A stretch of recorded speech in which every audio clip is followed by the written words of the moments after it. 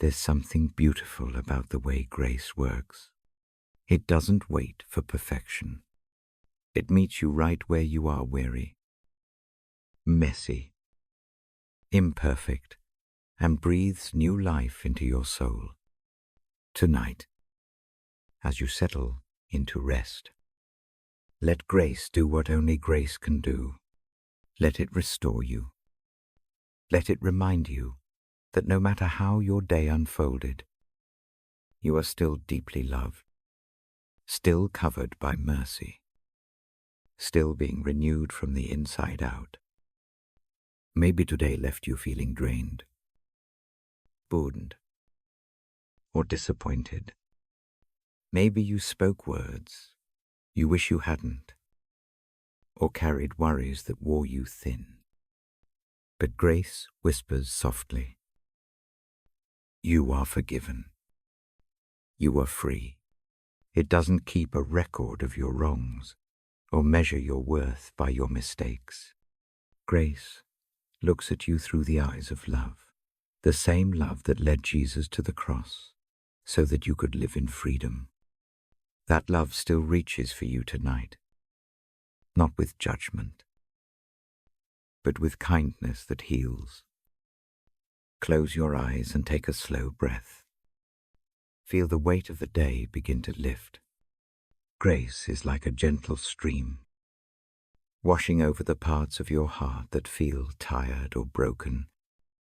It refreshes what was dry, softens what was hardened, renews what was lost. You don't have to earn it. You simply receive it. God's grace is His gift to you, endless, unearned, and overflowing as you rest. Remember that grace is not only about forgiveness, it's also about renewal. It gives you the strength to begin again, to rise tomorrow with hope, to keep walking even when you feel weak. His word promises, my grace is sufficient for you, for my power is made perfect in weakness. That means you don't have to have it all together. You don't have to be strong all the time. His grace fills the spaces where you fall short. Let that truth sink deep into your soul. You were not defined by your failures, but by His faithfulness. You are not bound by your past, but renewed by His promise. Every breath you take tonight is a reminder of His mercy steady, yet, and sure. So rest now. Let His grace renew your heart. Let it fill you with peace, with strength, with gentle hope for a new day. When morning comes, you'll rise not in your own power, but in His. If this reflection has renewed your spirit, take a moment to subscribe and share this space with someone who needs to remember the beauty of God's grace. Together, let's rest in the truth that His mercies are new every morning and that grace is enough. I invite you to slow down with me. Come as you are. Let the day settle. Find a place to rest. Dim the lights if you can. Allow the body to become a little heavier in the chair or bed. Let the hands loosen. Let the shoulders drop. Breathe in slowly. Breathe out more slowly. I speak in a calm voice. I ask for a few minutes of quiet. No need to fix anything right now. No need to answer. Just listen. This time is for peace. This time is for softening fear and finding rest. Place a hand where it feels steady. That gentle pressure can remind the heart of a slow, steady rhythm. Feel the rise of breath. Notice the cool of the nostrils. Notice warmth in the chest. When the mind chases thoughts, bring attention back to the breath. Breathe in for 4 counts. Hold for a moment. Breathe out for 6 counts. Repeat. Each breath tells the body it is safe to slow. I know fear does not always leave on command. It comes quietly and loudly. It sits in the mind as questions. It tightens the chest as if the world is closing in. Fear can speak of what might happen. Fear can paint scenes that never come true. Tonight, that voice does not get the last word. Hear me now. There is a promise that walks with the night. It does not shout. It settles. Its name is peace. This peace is steady as a tide. It is not the same as leaving all trouble behind. It is the calm that comes into the middle of trouble. It is the steady hand when hands feel shaky. I will read scripture slowly. I will not hurry. Let each sentence rest on the ear. Let each phrase sink into the bones. If the eyes close, that is fine. If the mind wanders, that is fine. Return when you can. There is no failure here. Listen to this thought. God keeps the mind steady when we fix our thoughts on what is true and loving. When anxiety rises, bring to mind what is gentle and faithful. Think of what is real. Let that truth be a lamp in the small, dark corners. Picture a quiet house at night. Wind moves leaves, and the roof holds. The house does not solve every problem outside. It simply offers shelter. The same way, the promise I speak of tonight does not erase storms. It makes a presence felt in the midst of them. It is a shelter that keeps breathing with you. Resting in this peace begins with offering. Offer the worries you hold. Imagine their shapes in your hands. Gently open the palms.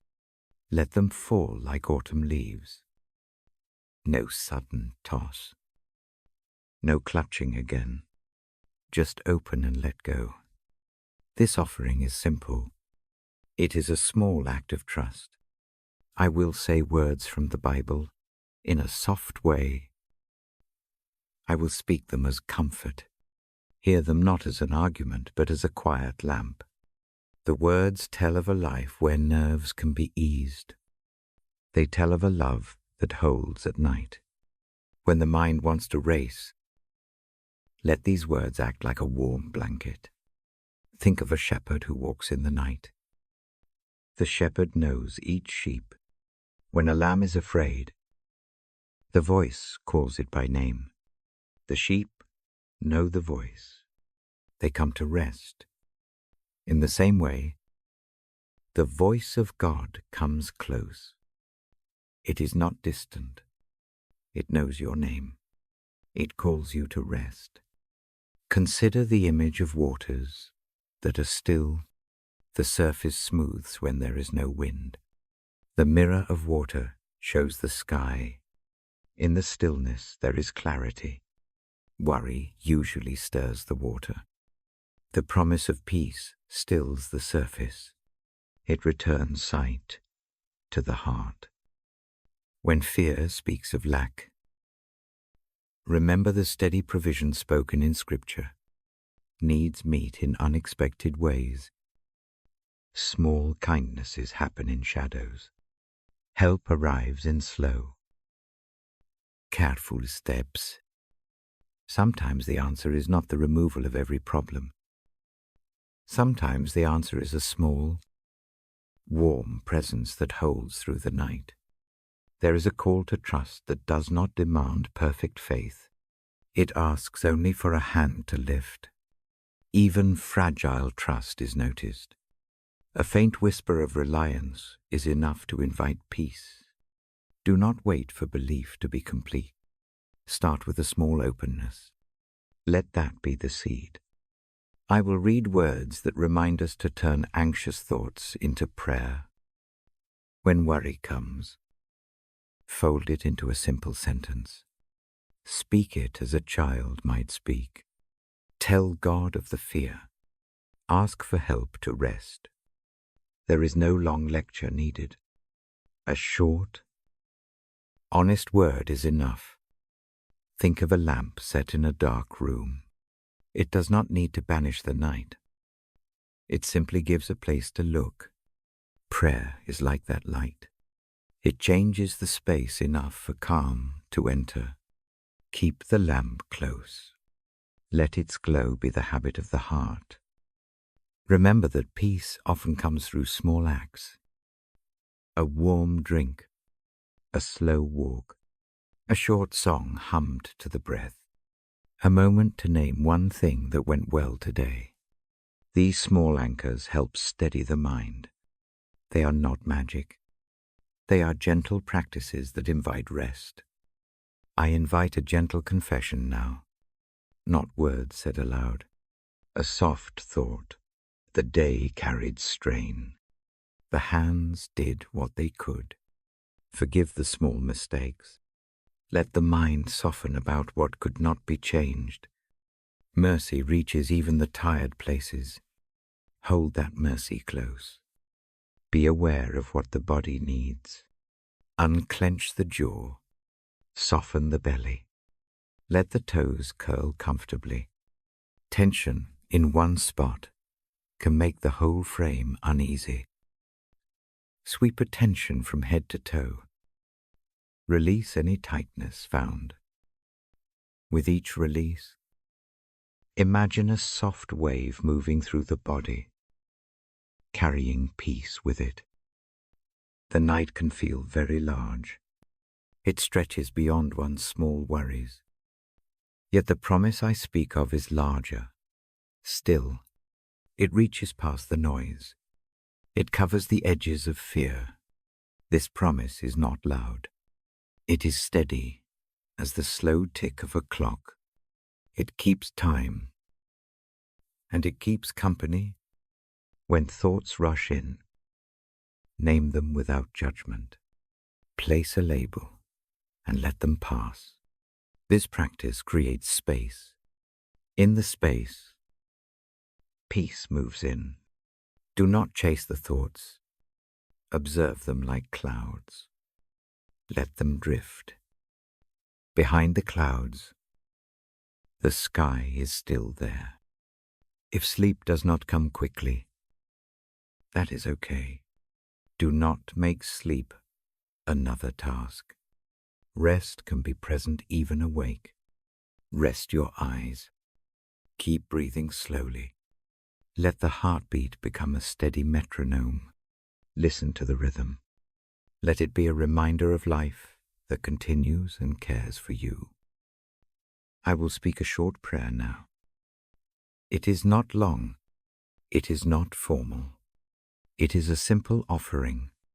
Quiet the mind and hear this as a soft promise. Peace that surpasses frantic thoughts is here. Mercy meets the night. Hope holds the small breath. Let those words settle in. As I end this invitation, prepare to hear Scripture read slowly in the next moments. Each phrase will be spoken with space. Each sentence will have quiet after it. If the eyes close, that is welcome. If the hands rest, that is welcome. Carry this image with you, a lamp and a shelter and a steady hand. Keep the breath slow. Keep the mind gentle. Let the heart feel the presence that does not rush. Stay with me for a few more minutes. Let the calm deepen slowly. Tonight you are invited to rest in perfect peace. The promise will walk with you into sleep if you let it. Let go now. Let the night do its part. When the reading begins, listen as if someone very near speaks. Allow the voice to draw you closer to rest. I will read now, slowly, and I will leave space for each line to sink in. The room is quiet. The breath is slow. Rest begins. I take a quiet moment now to shape the space we share. I move slowly. My hands make soft adjustments. A small lamp glows. Its light is warm. Not bright.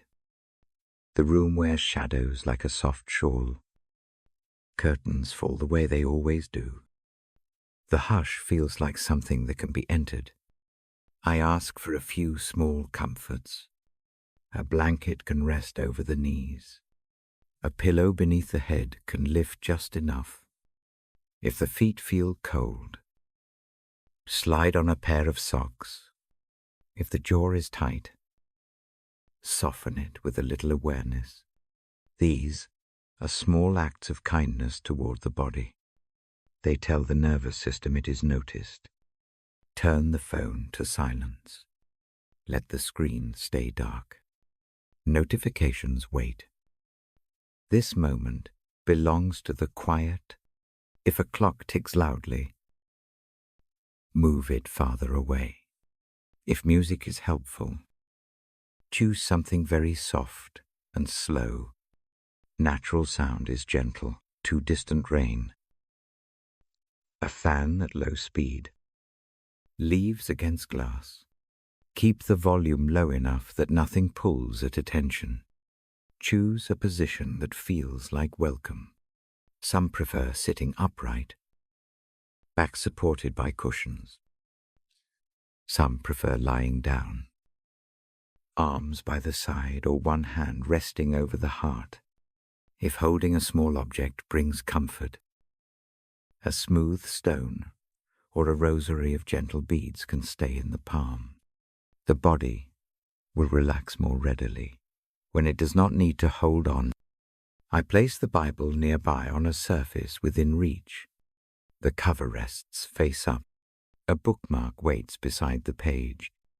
I do this to remind you that the words are near, not distant. The Bible will not be waved around. It will be opened with care. My voice will invite those pages to speak in a way that asks nothing from the mind but to receive. Before I begin to read, I make a simple promise about how the words will come. Pacing is slow. Each phrase carries space after it.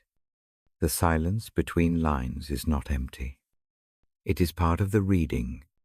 Allow time for the echo of a sentence to settle. If a line lands on a heart, let that feeling rest there for a moment. When I read, I do not race. I do not underline complexity. The goal is not to win an argument. The aim is comfort. Passages chosen are gentle. They speak of steady love, of mercy, of rest. They are the kind of words that breathe with the body and ease the mind. I invite you to let the eyes close, if it helps, for those who prefer to follow the text.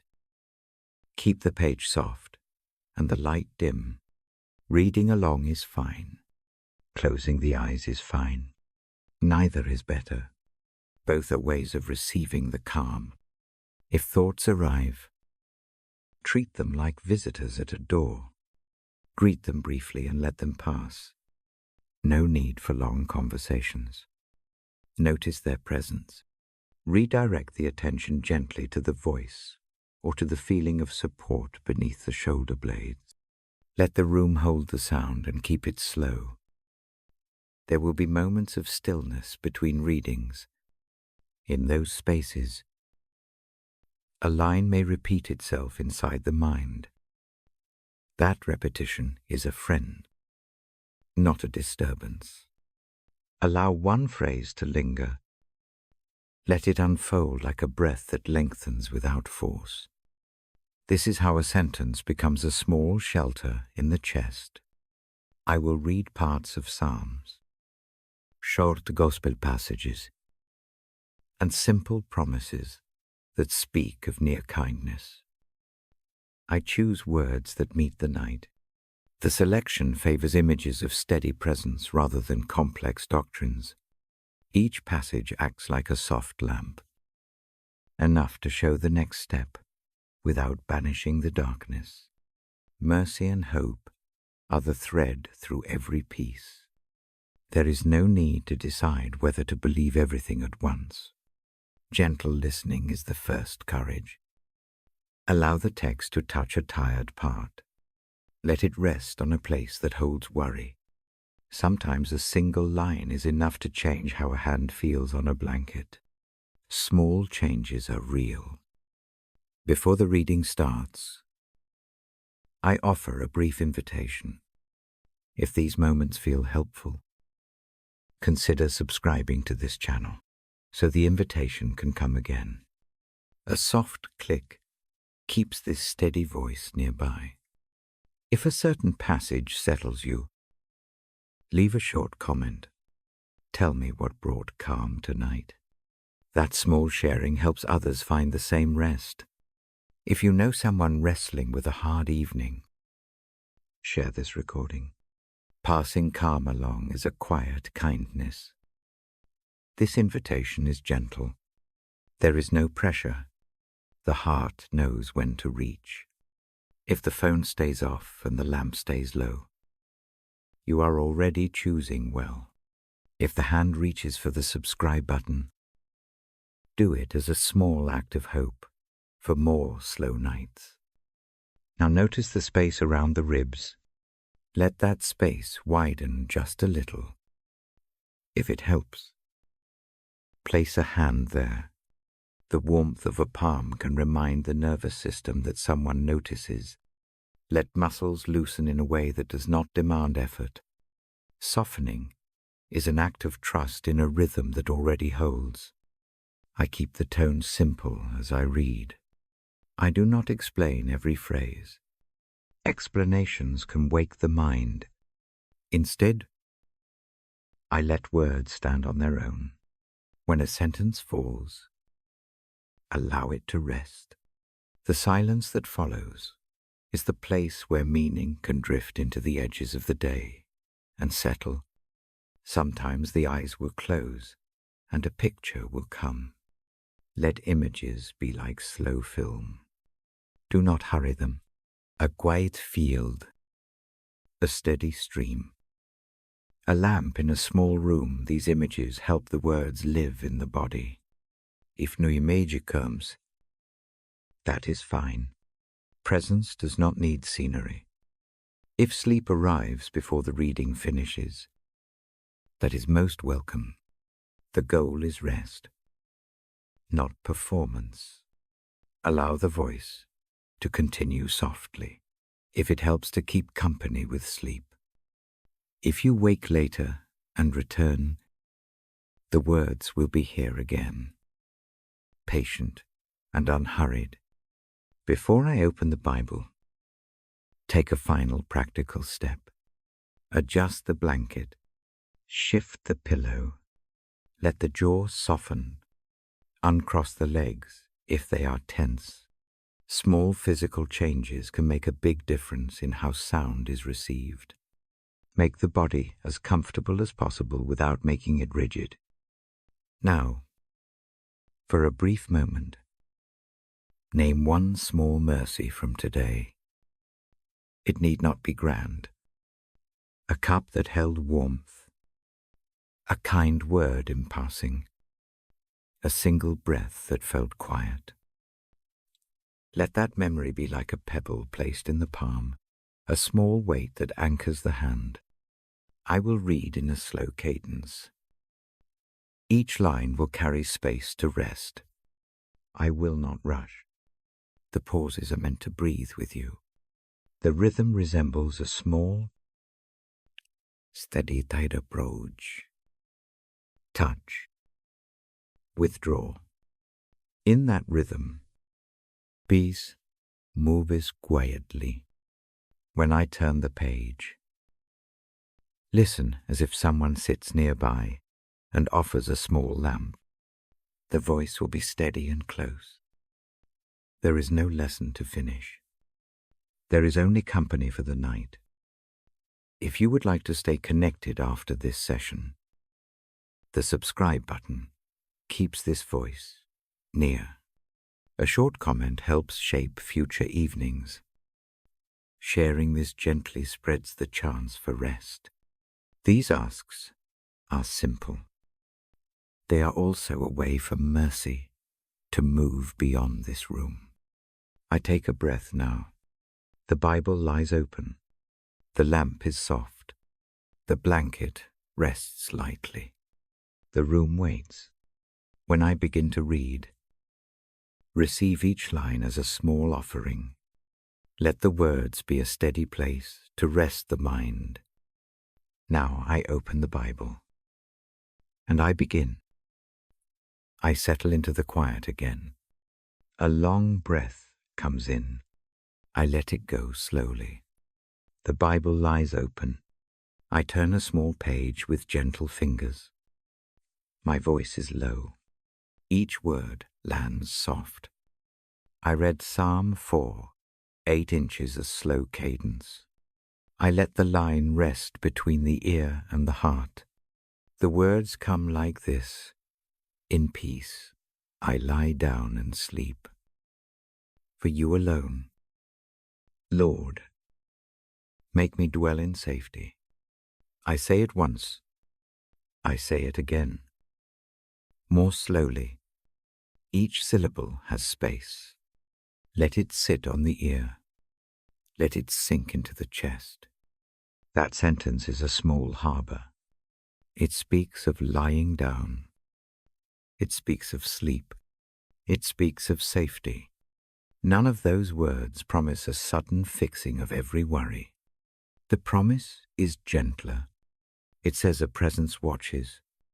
It says watching is enough to invite rest. Fear appears in many shapes.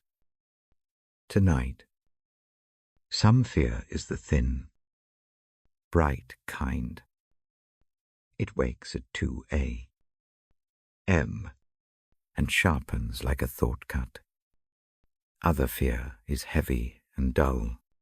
It sits low in the belly. Some anxiety pulls at the future. It sketches worst-case scenes. Sometimes fear is a memory that replays with new details. All of those are real. I name them plainly. Naming makes them less secret. It makes the space between them and rest larger. I remember nights when the mind refuses sleep. Lists play like a restless film.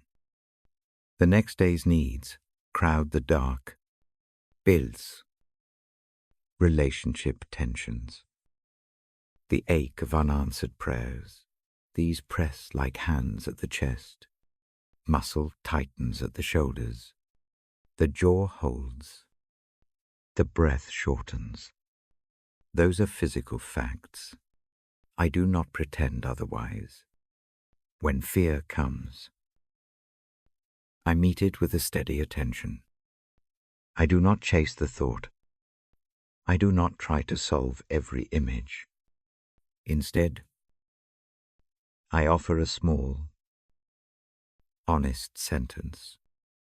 It can be as simple as this: I am afraid. Or this: please help me rest. Short sentences are enough. They do not demand grand faith. They are the shape of a hand lifted. Trust is not the opposite of fear. Trust can live beside fear. It is a choice I return to. I choose to remember the line I just read. I repeat it slowly and let its meaning press against the tight places. In peace, I lie down and sleep. Those words are not a command for the body to obey. They are an invitation. A watching presence opens a space where the body can relax. I picture a watchful protector on the threshold of the house. The protector is not distant. It is not an abstract idea. It sits at the edge of awareness. steady as breathing. It listens. It notices every small sound. This image is simple. It softens the mind. It does not banish the night. It makes room inside the night. Sometimes the mind protests. It asks for proofs, for signs. Those demands can wake the worry again. I answer them with small practices. Breathe in for 4 counts. Hold for 2. Breathe out for 6. The body notices the rhythm. Muscles loosen. The heart slows a little. This does not erase the fear. It changes how the fear sits in the frame of the body. That change helps trust find a foothold. I use the hands as a place to store the worry for a moment. Palms rest over the sternum. The warmth there reminds the nervous system that the body is noticed.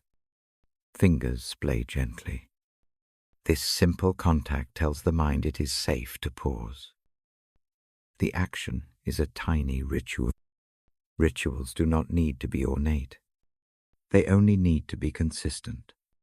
Repetition makes trust feel familiar. I keep the images plain. A lamp in a small, dark room.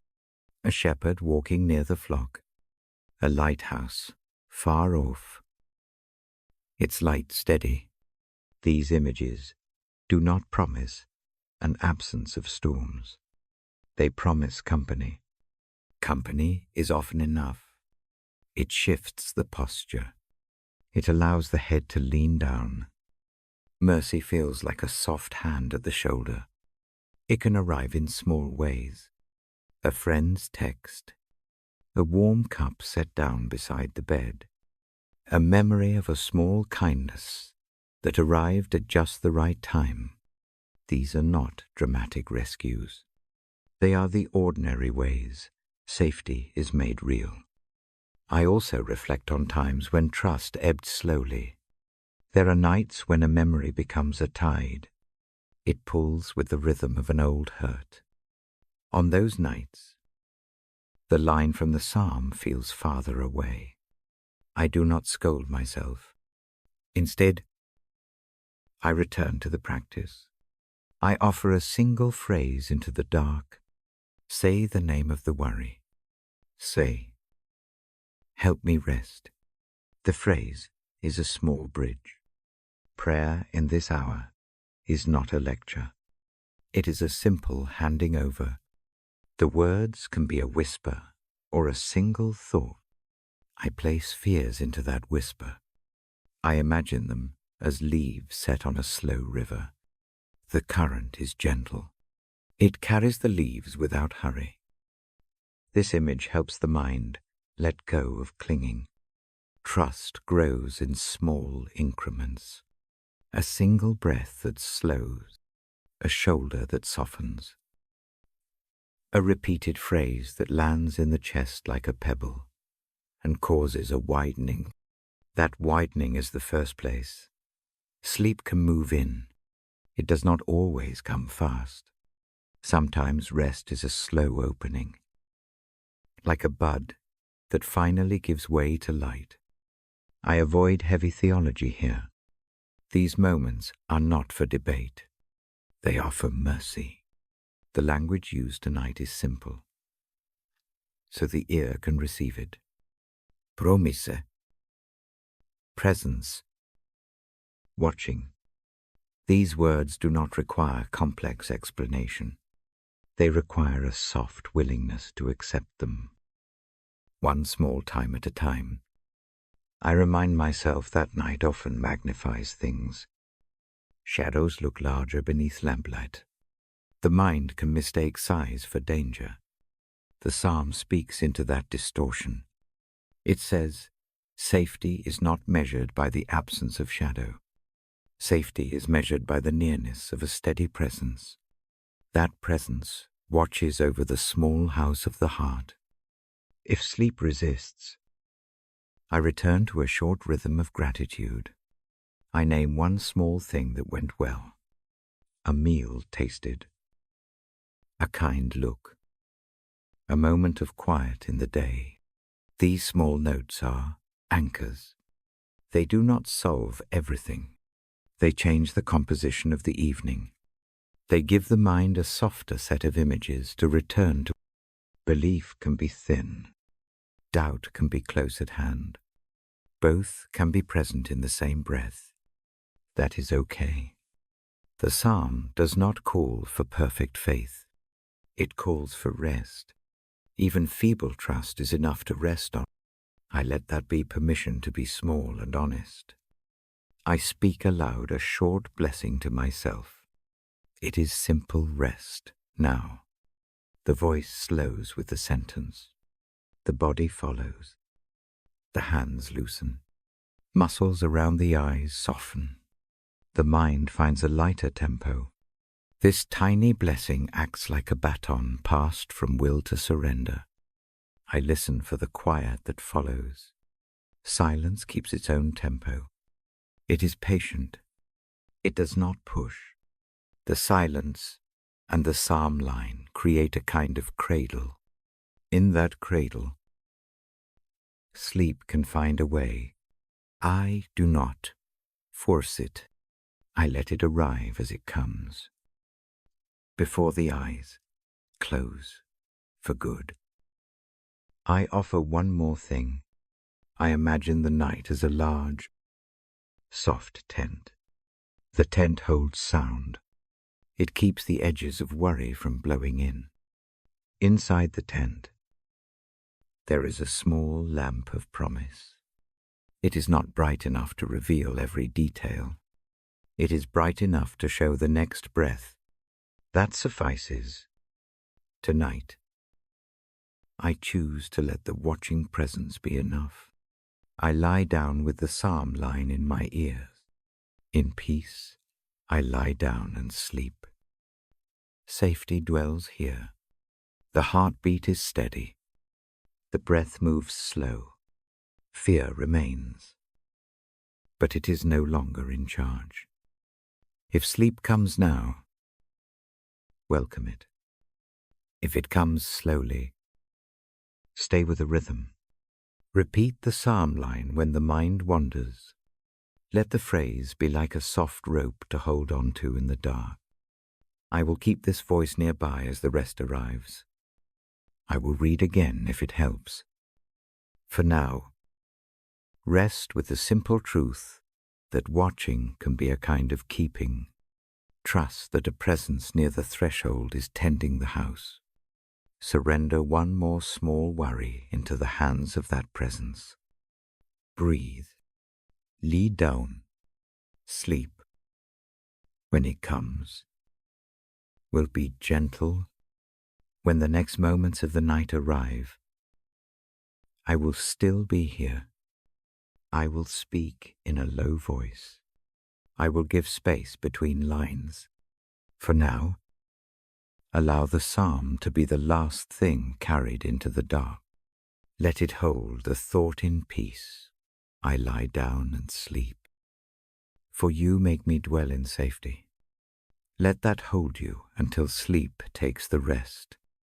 I settle with you again. The room is still. The breath is slow. I keep my voice low. Tonight we turn toward forgiveness.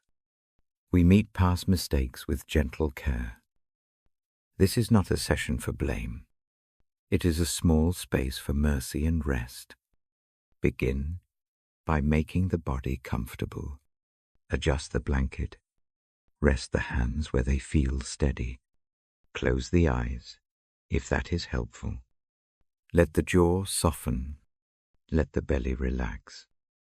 A calm body receives softer words. I invite a small inward question. What weighs on the heart from earlier days? Name one regret. Not a least.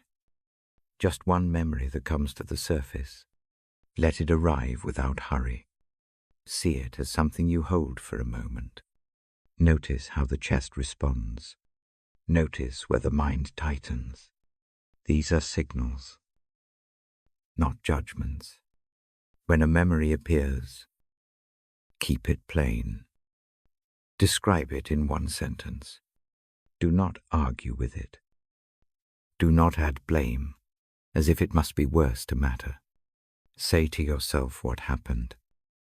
As if reading a sentence in a book, this naming is an act of clarity.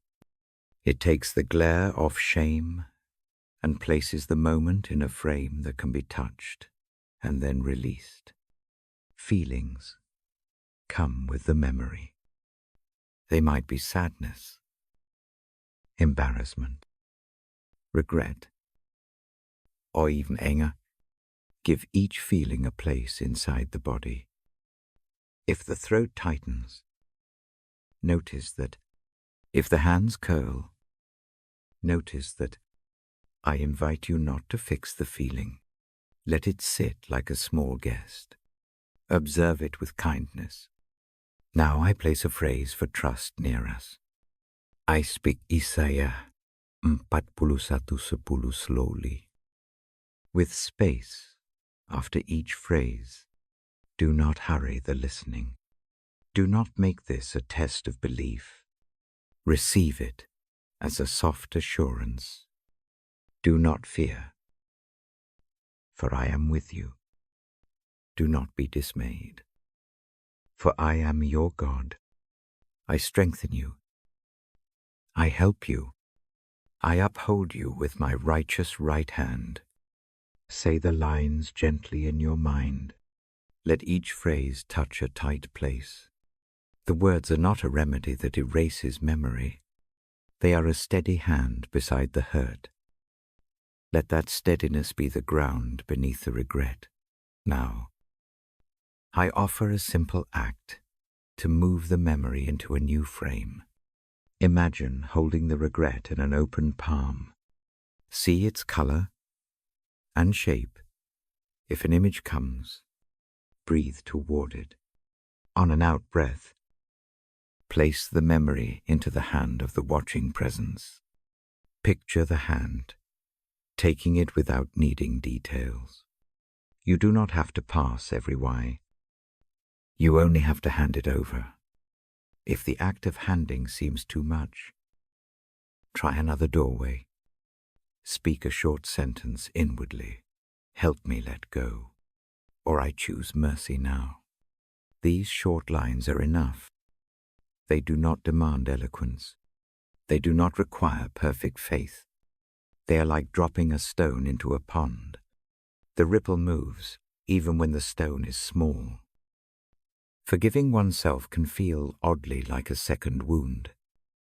Shame sometimes says that forgiveness must be earned. It tells stories of payment and unending penance. Tonight, reject that long tale. For a while, accept that mercy often begins as a simple allowance. I am not perfect. I am still held. This allowance is not an excuse for harm. It is a door to healing, so harm can be faced honestly without becoming a prison. Consider a small ritual to mark this movement. Take a piece of paper if it is near. Write a single line about the regret. Fold the paper gently. If you like, place it under a pillow or a lamp. If paper is not available, fold the hands over the sternum and breathe toward that place. Let the folding be a symbol. Rituals give the mind a visible sign that a change has been made. The change is sometimes internal, but the symbol helps the heart accept it. Now think of forgiveness toward others. Some hurts came from people who did not mean well. Some came from careless words. Other wounds came from abuse or serious harm. Forgiveness does not pretend the wrong did not happen. It simply chooses not to let pain be the place where the soul remains forever. Forgiveness can be a boundary and a release at once. It can hold truth and let go of the corrosive replay. If the thought of forgiving someone is too raw, Start smaller. Pray for the capacity to forgive rather than forcing the act. Ask silently for strength to let the wound rest beside you without reopening. Say a tiny sentence, "Help me to release."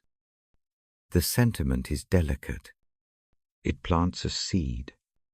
I remind us that forgiveness often moves slowly. It may come in tiny shifts, an easier moment, a memory that no longer stings as sharply. That is progress. Notice those small changes. They are the measurements of mercy unfolding. There are times when forgiveness toward another cannot safely be enacted in relationship. Safety matters. Forgiveness is not a command to return to harmful patterns. It can be a quiet, letting go of the burden inside while still keeping wise distance. Mercy and prudence can live together. Return to the breath between each movement. Breathe in for 4 counts. Hold 2. Breathe out 6. Each breath washes the heart with a small rhythm. Use the hands as anchors. Lightly place a hand over the heart. Let warmth be the reminder that the body holds you through the process. I speak a brief encouragement now. If guilt or regret threatens to define you, remember one simple truth: grace appears in slow ways. It may come as a friend's kind remark. It may come as a sunrise that nudges perspective. It may come as a sentence from Scripture that lands when needed. Pay attention to these small arrivals. They are the textures of mercy. If memories persist, set them down and name one practical next step. Is there a small amends that can be offered? A short apology by message? A written note? A change in habit where repair is possible and safe? Small concrete acts matter. Where repair is not possible, offer the desire to repair. That desire is not empty. It is a real movement toward wholeness. I keep the tone simple because exhaustion does not need complexity. Mercy is often not loud. It is patient. Let the patient mercy gather around the place that aches. Imagine a soft cloth laid over the wound. The cloth does not erase the scar instantly. It soothes the edges. If forgiveness towards oneself feels impossible tonight, begin with acceptance. Say, "I am learning," or "I am trying," or simply "help me." These phrases do not require full resolution. They ask only for honest companionship with the process. I will read a short passage now as a small blessing over this moment. Hear it as a reassurance, not a test. Receive it slowly. Come close to me, all who labor and are heavy laden, and I will give you rest. Allow that promise to land. Rest is not a reward for perfection. Rest is a mercy offered to weary hearts. Let that mercy touch the place of regret and loosen its grip. Create a final image for tonight. Picture a slow river at dusk. Place your regret on a leaf. Set the leaf on the water. Watch it float toward a larger current. You do not have to watch it forever. You can close your eyes and trust the movement. The current may not erase every detail. It will transform the burden by moving it away from the center of the mind. As a small closing action, breathe in the idea of mercy. Breathe out the insistence of perfection. Let the shoulders drop. Let the face soften. Repeat a single short sentence. In the mind, I accept mercy. Say it once. Say it again if the mind wanders. Keep the words plain and steady. Tonight the intention is to leave one regret in new hands, not because the past is unimportant, because the present needs space to breathe. Mercy makes that space. Hope fills it slowly. If sleep comes, welcome it. If wakefulness lingers, rest with small practices already learned. Return to the breath. Repeat Isaiah gently in the mind. Let the psalm be a companion. Keep the ritual simple. Fold the hands. Breathe. And imagine a leaf on the river. Before I close this part, remember that forgiveness is not a finish line to dash toward. It is a path that moves by small steps. Tonight you take one step. That is enough. Lie down comfortably now. Let the house of the body become still. Hold the thought that a presence walks with you. Allow mercy to tuck around the edges of the night. I will stay nearby. I will read softly again when you are ready. For now, rest in the quiet assurance that forgiveness can begin in the space of a single breath. I come back to this quiet with the same calm hands. The lamp remains low. The Bible rests open. The evening wants a space to breathe. Tonight, the turn is toward grace. The subject is forgiveness. The aim is gentle. The voice is steady. Before a story begins, I read a short passage slowly. Let each phrase rest. Hear the cadence. Let my voice give room. Be kind to one another. Be tender-hearted. Forgive one another. As God in Christ forgave you. Say the phrases softly in the mind. Let them sink like a slow footfall on familiar stairs. They are not a demand to accomplish perfect virtue. They are a simple map back to a way of living that lightens the load. A memory comes to mind. It is not dramatic. It is ordinary. And that is why it matters. A close friend and I worked together for years, shared evenings over coffee, shared small projects, shared a laugh that felt like an inside light. Then one season, decisions were made that hurt. The hurt was not public.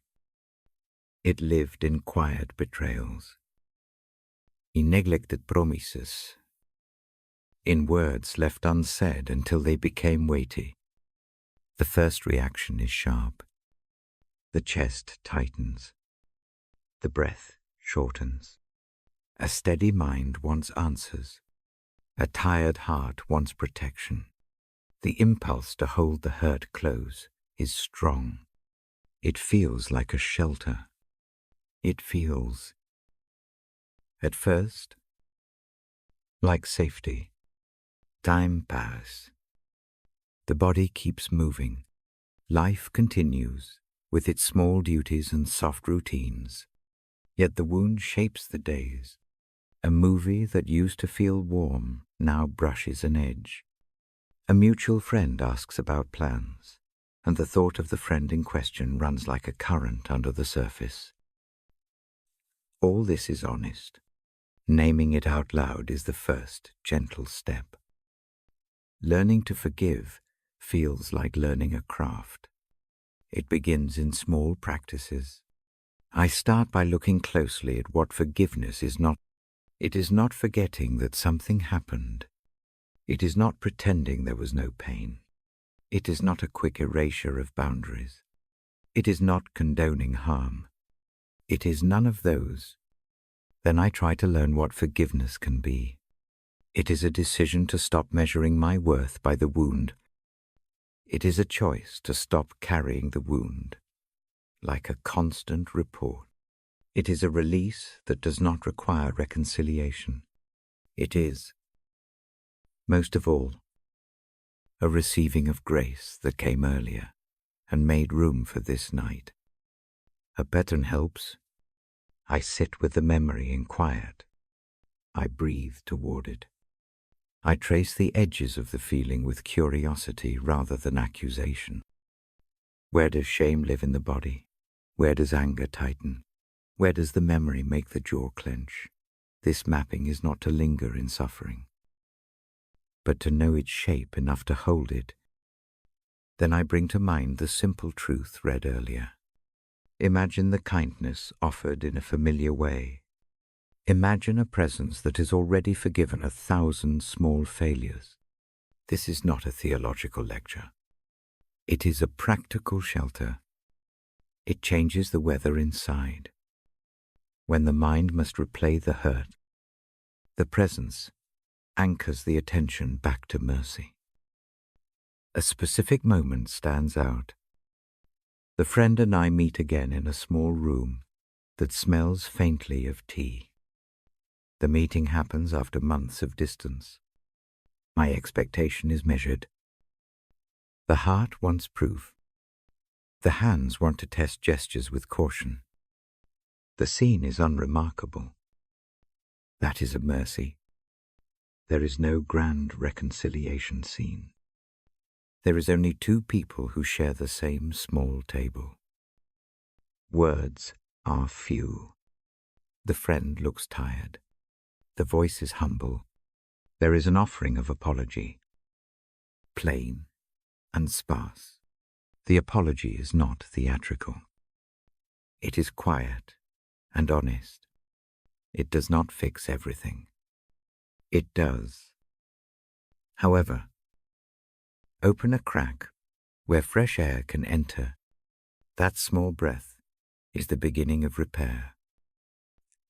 What shifts most is not a single sentence, but a slow crossing of days. An invitation to a shared walk, a short message wishing well on a small birthday, a recovered trust in a small task. These are not fireworks.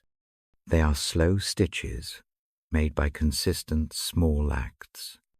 Each stitch does not erase the cut. Each one holds edges so that the whole skin can mend in time. There are nights when hurt flares again.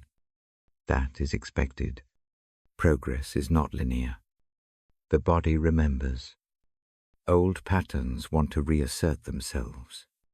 On those nights, I return to a quiet ritual. Place a hand over the sternum. Breathe in for a count of 4. Hold a moment. Exhale for 6. Each breath is a small incarnate practice of receiving mercy. The heart notices. The muscles let go. I learn, too, that forgiveness often begins internally.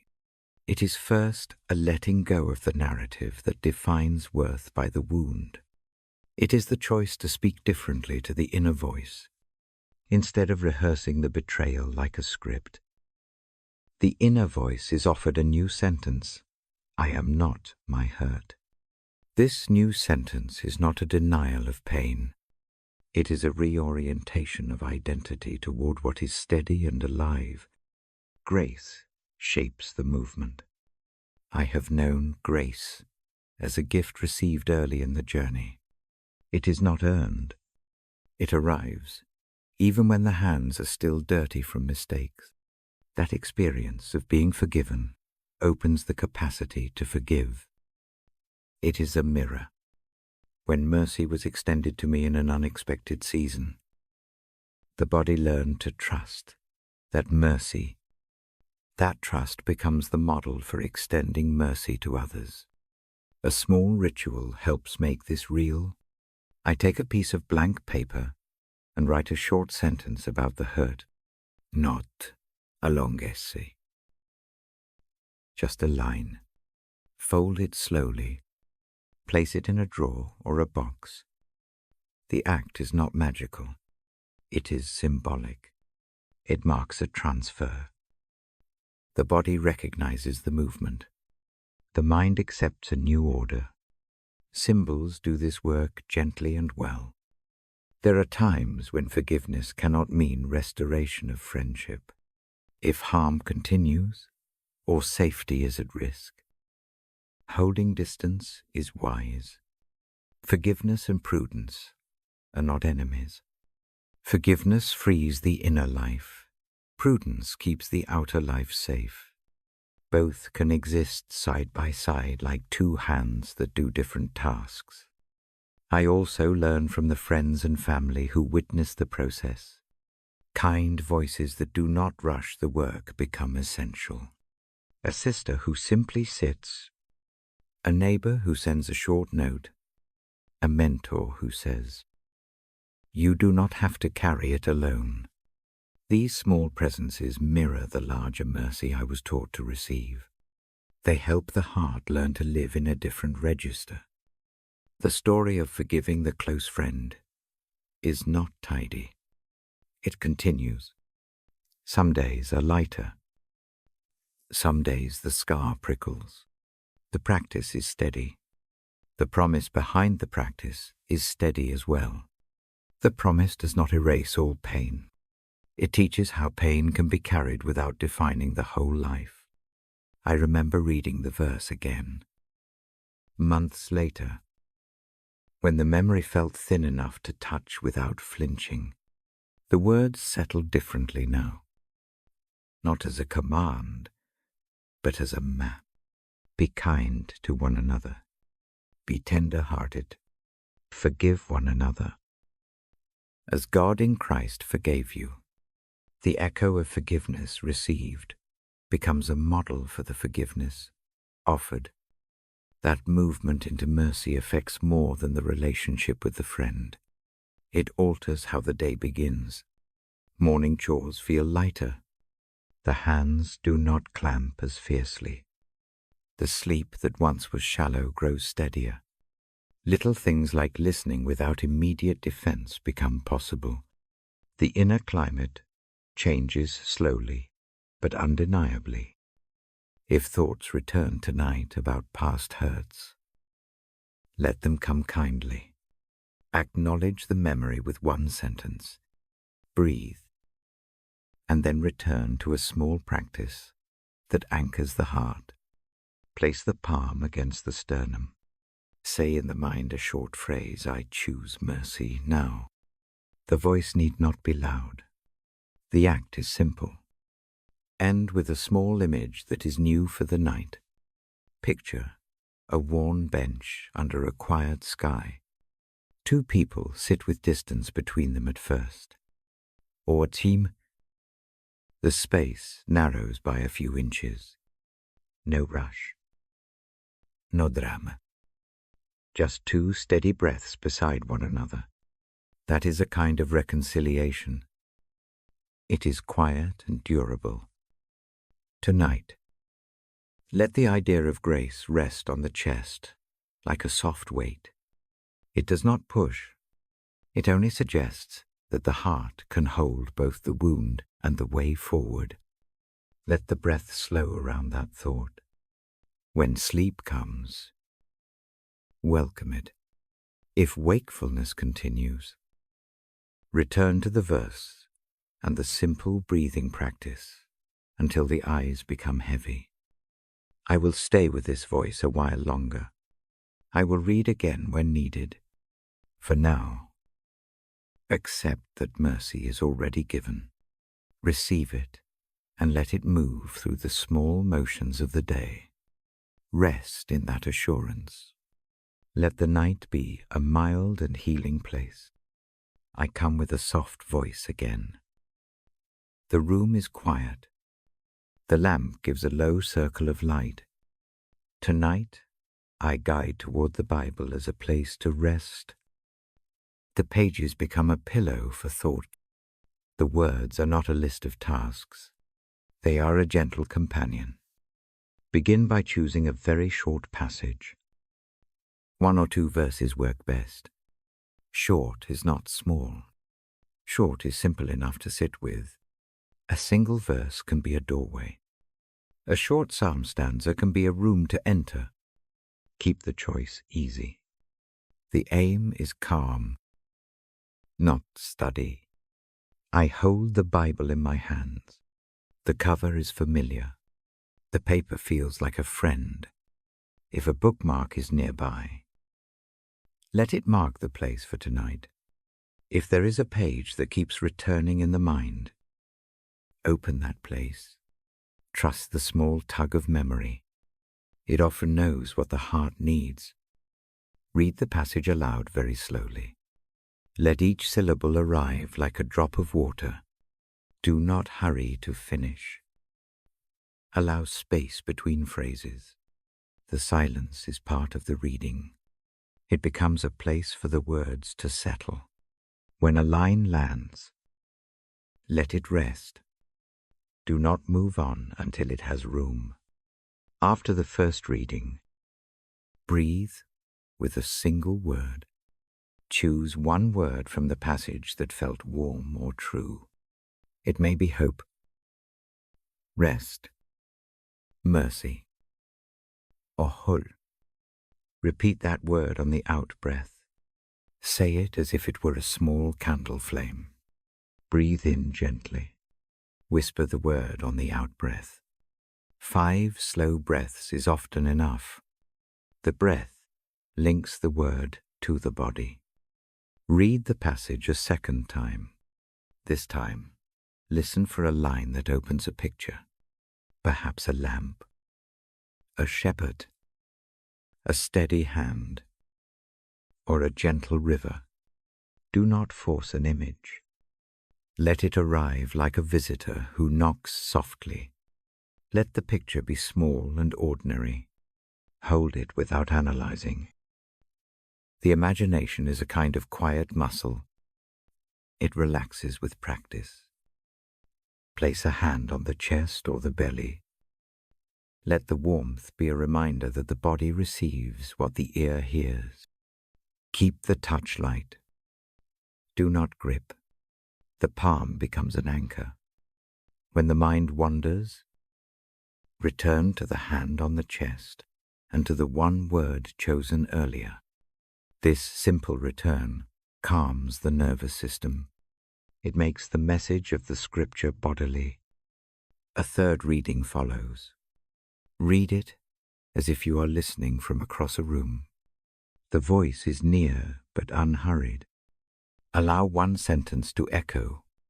Let that echo be the final thing carried into sleep. It does not need to explain everything. It only needs to be true enough to hold the heart in the night. Try a breath prayer with a short passage. On the in-breath, say a simple phrase of the verse. On the out-breath, respond with one small word of trust. For example, take a line that speaks of grace. Breathe in the line slowly. Breathe out the single reply enough. Repeat this pattern for several breaths. The rhythm resembles steady waves against the shore. It does not solve problems. It shifts the posture of the heart. Another practice is to trace the words with a finger. Gently move along the line as the voice reads. The finger tracks the letters as the ear hears them. This is tactile listening. The body learns the cadence. The mind rests in a pattern that is small and repetitive. Patterns calm the scattered thoughts. Keep a short verse, written on a small card by the bed. Read it first thing and last thing. Repetition is not dull when the aim is rest. Hearing the same line night after night makes the mind familiar with a different rhythm. Over time, the verse becomes a shelter. It is a small lamp that the heart can find without thinking. When the heart feels heavy, remember a verse that speaks of weakness and grace. I read these lines slowly. Now my grace is sufficient for you, for my power is made perfect in weakness. Repeat them softly. Let the phrase remind the mind that rest does not depend on strength alone. Rest can be surrendered into a wider care. Keep the reading gentle and short. Avoid arguments with the text. The night is not for wrestling. It is for listening. Let any questions rest. They may come back in the morning. For now, give the ear to the calm voice of the page. If sleep is slow, close the eyes and listen to the words again without moving the mouth. Let the passage play inside like a soft music track. Picture the verse as a room light change to a dimmer setting. Brightness is not needed. A dim, steady light is enough to read by and then to rest. Use the Bible as a bedside companion, not a taskmaster. Keep it reachable. When a worry rises, open the page for 1 or 2 lines. Read them aloud. Do not demand new insight. The simple act of returning to a trusted sentence can change the tempo of the mind. When memory brings past mistakes, lay them beside the scripture for a moment. Do not carry both at once. Put the memory down and place the verse in front. Let the words stand between the memory and the heart. The text becomes a frame that helps the mind see its pain in a different light. This approach does not erase remorse. It offers a context for healing. Invite a silencer after reading. Sit with the quiet as if it were a soft blanket. The pause is where the Bible moves from being words to being presence. Presence does not always arrive as a sensation. Sometimes it is a calm acceptance that the world is not entirely chaotic. Let that acceptance be enough. If it helps, close the session with a small blessing. It can be a short sentence, said slowly. Bless the day's small graces. Bless the fragile parts of the self. Bless the ones you love. Blessing is a gentle way to place warmth over the night. Keep the pace slow. 1 or 2 passages are better than many. The goal is rest, not learning. The mind needs a place to land. A well-chosen verse offers a landing strip. Come down gently. Do not rush the descent. Consider a nightly habit. Choose a verse to read for a week. Let the same lines return each night. Notice how the verse changes. The text will begin to speak in new shades. Familiarity deepens the calm. It makes the sleep that follows more steady. If wakefulness returns, do not scold the mind. Open the small card and read the verse once more. Repeat the 1-word breath prayer. The practices are simple, because small things make large shifts over time. I keep my voice steady when I read to you. The tempo is slow. The pauses are long. The aim is to make the word a bedside friend. It is not a test of devotion. It is an invitation to rest in a presence that keeps watching. Tonight, pick 1 verse. Say it softly 3 times. Breathe with 1 chosen word. Let the breathing slow the body. Let the words slow the mind. When the eyes close, carry the last line inward. Let it be the final sound before sleep. I will read a brief line now to close this part. Hear it as a gentle promise. Not a performance. My grace is sufficient for you. For my power is made perfect in weakness. Let that truth be a small lamp at the edge of the dark. Lay the Bible beside you. Place the card within reach. Keep the breath slow. Rest in the simplicity of the words. When sleep comes, welcome it as a mercy. When wakefulness returns, return to this quiet practice. I will read again when needed. For now, the word rests near, and the night can do its work. I sit with the Bible open on my lap. The room breathes slowly. My voice is close and soft. I tell the words as a quiet invitation. I read Matthew 1:1 to 8:30 slowly, and I leave space after each line so the ear can hold it. Come to me, all who labor and are heavy laden, and I will give you rest. Take my yoke upon you, and learn from me, for I am gentle and lowly in heart, and you will find rest for your souls. For my yoke is easy, and my burden is light. Hear the lines as a promise spoken into the night. Let each phrase sink where the body remembers tension. Imagine the sound as a hand at the doorway, asking if burdens may be set down for a while. Picture a small stool by the door where heavy things can be placed. That stool is steady. It is close enough to the bed. It holds what you carry so the hands can be empty. Now I lead a simple breathing exercise. Keep the eyes soft. Let the face relax. Place one palm gently over the sternum. Let the other rest on the belly if that feels steady. The palms become small shelters. Feel their warmth. That warmth tells the nervous system it is noticed. Begin with a slow inhale. Breathe in for 4 counts. Hold softly for 3 counts. Breathe out for 6 counts. Count without strain. Think of the inhale as gathering. Think of the exhale as letting go.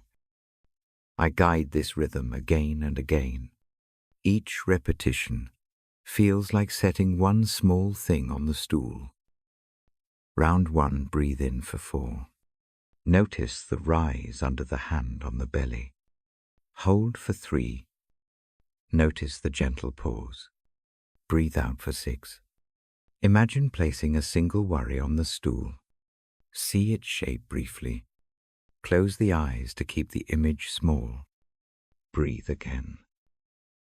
Round 2, breathe in for 4. Let the breath move toward the ribs. Hold for 3. Breathe out for 6. This time, imagine a tense shoulder melting into the chair. Let the shoulder be a loose thing. Place it on the stool. Feel the space where the tension used to sit. Round 3, inhale 4. Hold 3. Exhale 6. Picture a thought that has returned too often tonight. Gather it into the hands. Lay it on the stool without judging it. Let the hands become empty. Notice the small relief that follows. Round 4, inhale for 4. Hold for 3. Exhale for 6. Bring to mind one small kindness from the day. Breathe it in. Let it rest beside the heavier items. The stool carries both burden and gift. The balance is quiet and human. Round 5, breathe in 4. Hold 3. Breathe out 6. Imagine a simple sentence you can use when worry returns. It might be the phrase from the scripture, I will give you rest. Or it might be a single word, rest. Breathe the sentence in. Let the word soften on the out-breath.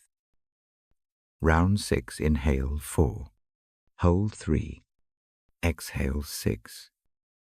At the end of this round, let the breath slow without forcing. Allow breathing to become its own friend. Keep the hands where they are. Notice how the chest has changed its shape by kindness. If the mind wanders during any round, do not scold it. Notice the wander and bring the attention back. Each return is an act of care. Think of attention like a small lamp that can be moved from one thing to another. Move it without hurry.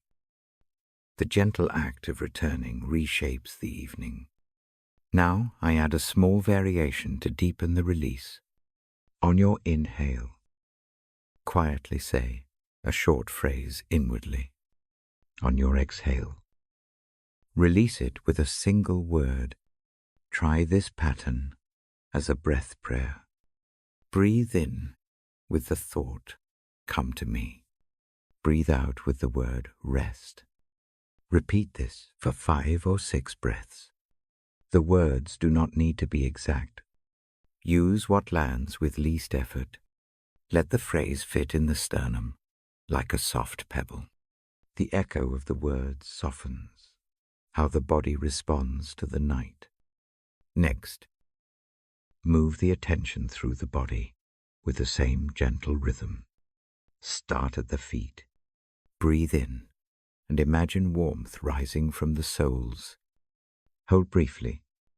Breathe out and imagine the feet relaxing. Move the same pattern to the calves. Breathe in warmth. Hold. Breathe out and let the muscles loosen. Continue up through the knees, the thighs, the hips. Each place receives one slow breath. Each out-breath sets one small weight on the stool. When you reach the lower back, breathe in and imagine a small space opening there. Hold 3 counts. Breathe out 6 counts and release. Let the spine soften. Let the ribs widen a little. Do not push.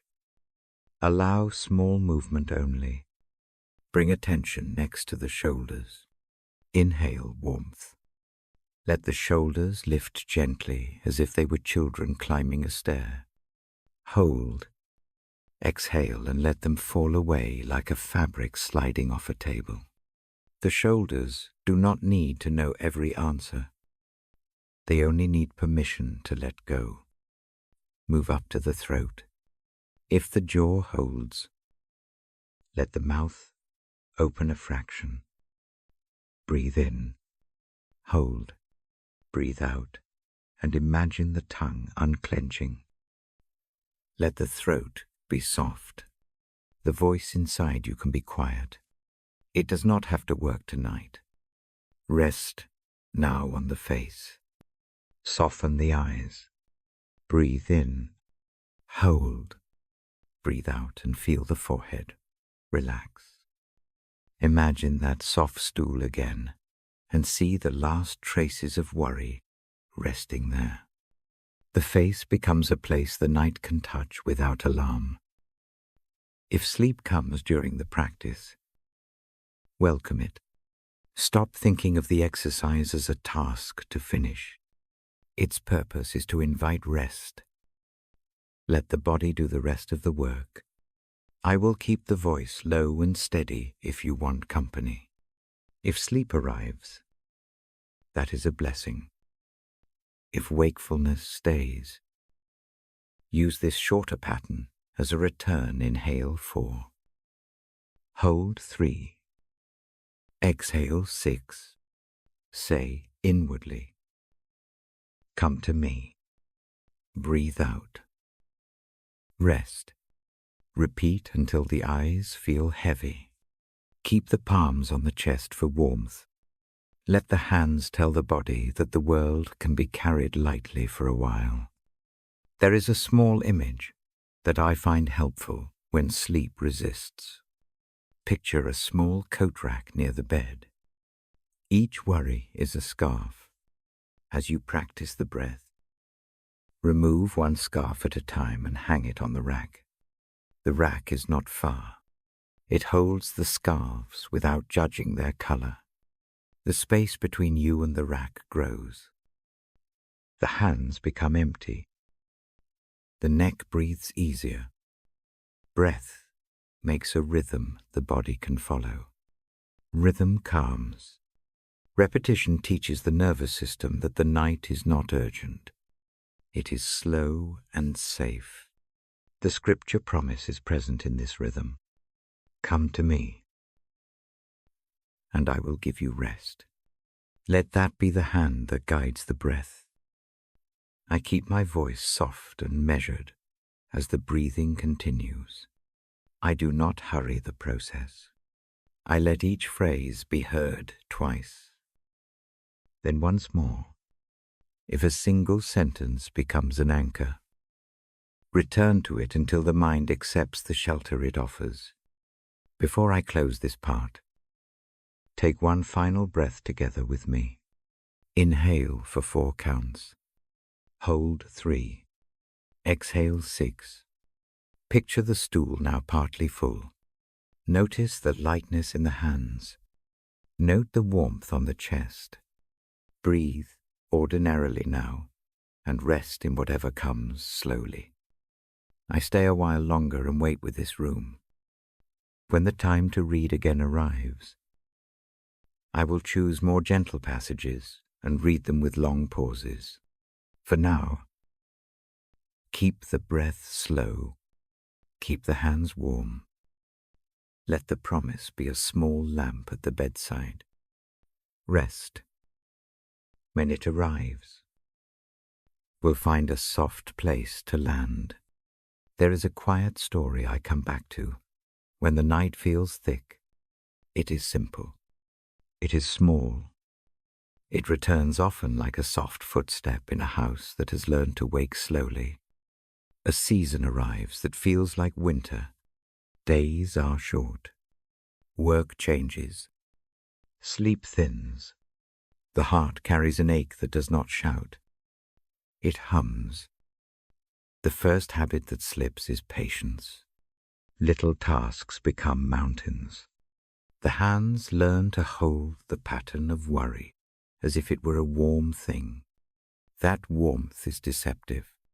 It keeps the hurt close. In that time, a neighbor leaves an old packet of seeds on the porch. The paper is faded. The packet speaks of a plant that does not demand much. It is nothing dramatic, a small herb, a promise of green. I almost leave it there. The mind says there are better uses for time. The heart says everything is too broken for a plant. But the packet stays. That night, I place the seeds on the kitchen table. I wash my hands slowly. The water feels ordinary. I plant a few seeds in a shallow pot. The act is tiny. The rhythm of thumb. Soil. Seed. Soil again is steadier than any plan. Planting is a small vote for tomorrow. Days move in small steps. The plant finds a way. It is not immediate. A thin sprout appears like a breath. It is fragile. It leans toward light. I set the pot on the windowsill where the lamp spills a soft circle. Each morning I notice the tilt and turn the pot toward the light. Turning feels like a prayer that does not need words. The work is not only about growth. It is also about repair. A friend from years before calls, but not in a loud way. The call is a quiet check. Apologies come in plain sentences. They are short and honest. There is no dramatics. There is simply a willingness to face what was broken. Repair begins as a small agreement to try again. The attempt is thin at first. It thickens with ordinary acts, an email, a shared cup of tea, a patient return of favors. The world does not leap into brightness. The inside of it shifts. That shift is enough. At night, I read a short line from the Bible, as I always do. The habit began here. The words are soft and few. They are not used like a hammer. They are used like a lamp on a bedside table. The lamp does not banish the dark. It makes a small place to rest the eye. The words move into the heart in the same way. They are a calm presence beside the trouble. I read them slowly. I let the silence after each line be part of the reading. A steady rhythm develops. Days of watering and turning. Nights of reading and quiet. The plant grows. The friend and I learn new small courtesies. The hands stop clenching as often. The jaw holds less. These are not triumphs. They are soft repairs. They are the kind of things that build a life that can carry more grace. Renewal in this story is not a sudden conversion. It is a series of small appointments with mercy. A neighbor's check on a bad day. A day when a cup of tea tastes warm and true. A short sentence offered aloud. Not in printed perfection, but in the imperfect voice of one who tries. Renewal is a slow unfreezing. It is a thawing that begins outside in small, tangible ways, and then travels inward. I notice how the body responds to gentleness. Muscles that had a habit of guarding relax when routine is kind. A steady bedtime reading changes the temperature of the night. The mind has fewer sharp edges. Night becomes less like an alarm and more like a room that can be entered gently. Comfort is not the same as cure. Comfort does not pretend the scar is gone. It simply makes the scar less commanding. Mercy appears in small gestures. A neighbor stops at the door with a jar of jam. A pastor sends a short note that says simply that someone is thinking of the household. A child waves from a car window and smiles with no agenda. These little mercies do not erase the larger problems. They do not have to. They remind the heart that it is not alone. Christ's presence in this quiet story is like the steady light I place near the plant. It does not shout across the field. It keeps watch. The presence is offered in ways that do not demand a response. Its mercy is patient. It waits without pressure. That patient presence teaches the hands to let go some of their grasping. The grip loosens first in small places. The loosened grip then allows other parts of life to breathe. There are nights when the old fear returns. The mind replays what could go wrong. The heart tightens. On those nights I do not try to fix everything. I offer a little attention to the breath. I run my fingers over the rim of the pot. I remember the sprout that grew despite small odds. I read a short line from the scripture as a companion, not as an argument. The line sits in the room like a candle. It is enough to keep small things visible. Slow acts begin to compound. A small herb becomes a little bush on the sill. Tea brewed from its leaves tastes like a soft memory. The friend and I find a new way of speaking after many tries. The hands learn to offer small favors without tallying them in a ledger. Work begins to feel possible again. The mind does not leap from despair to joy. Instead, it steps forward, one small foot at a time. The lesson of that season is clear and gentle. Renewal is a patient thing. It grows best in a steady kitchen light. It arrives in habits that are not flashy. It keeps company with mercy. It does not demand more faith than a person has. It begins with the small courage to try again, to plant, to water, to speak a short, honest sentence, to read a line that reminds the heart that someone watches with steady care.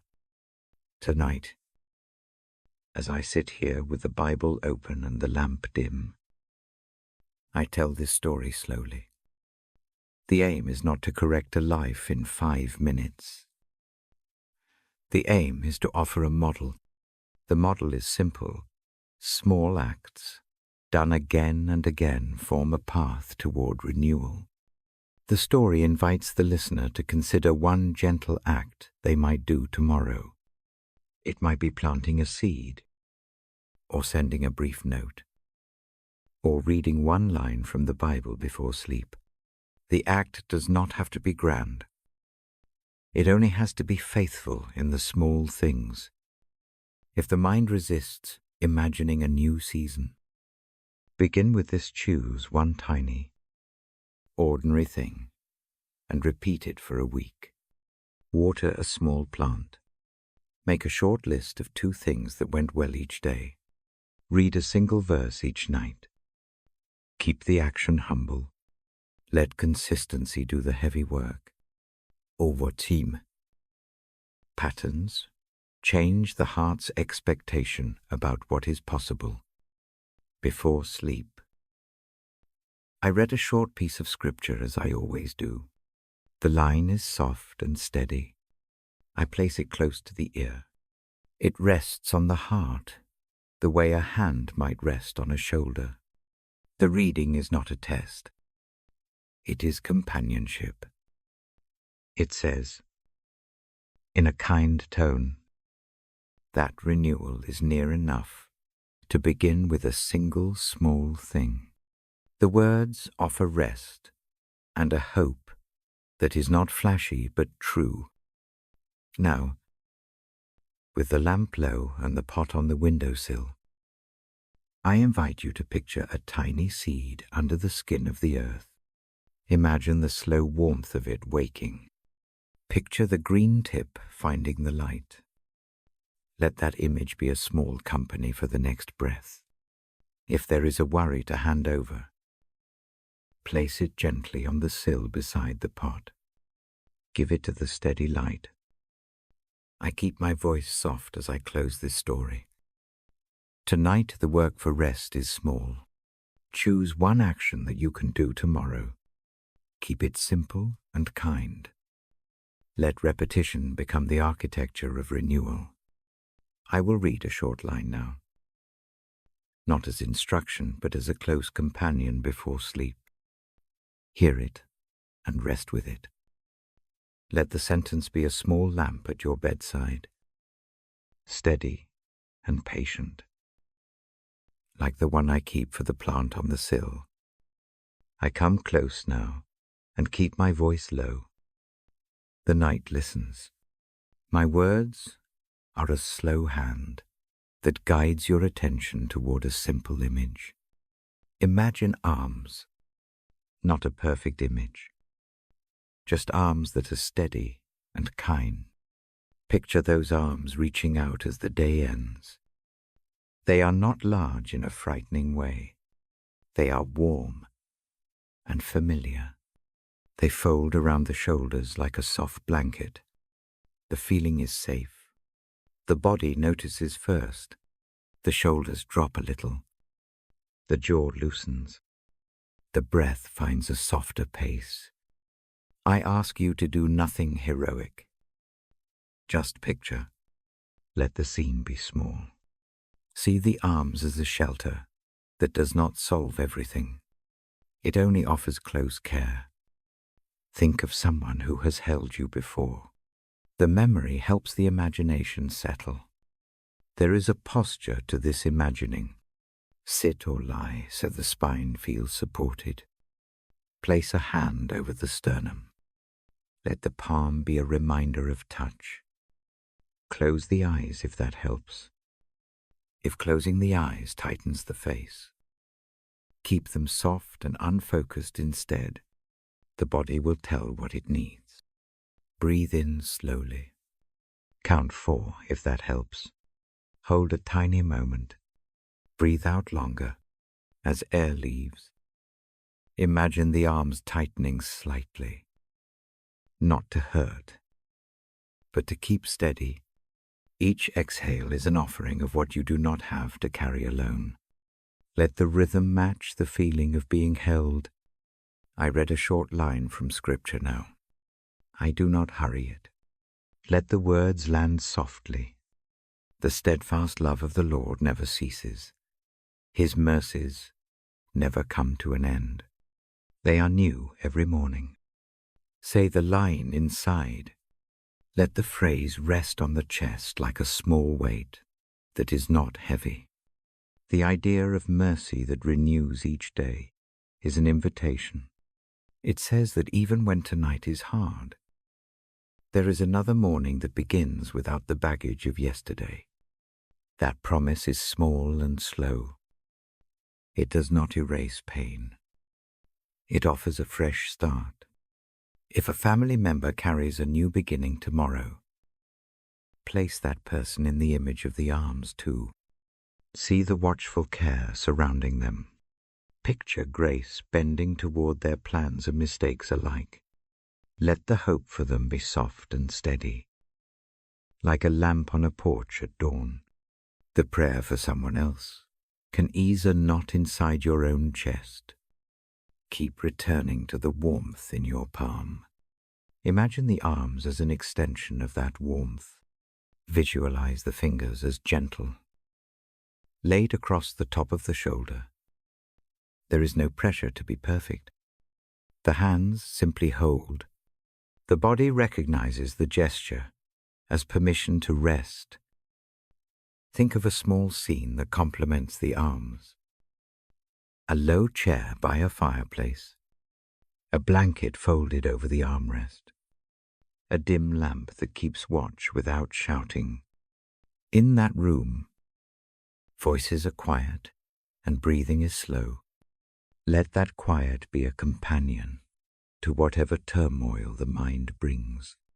The scene is an anchor, not a cure. I offer a tiny action you can do when the night feels long. Speak a short sentence inwardly on the in-breath. On the out-breath, let go of one named worry.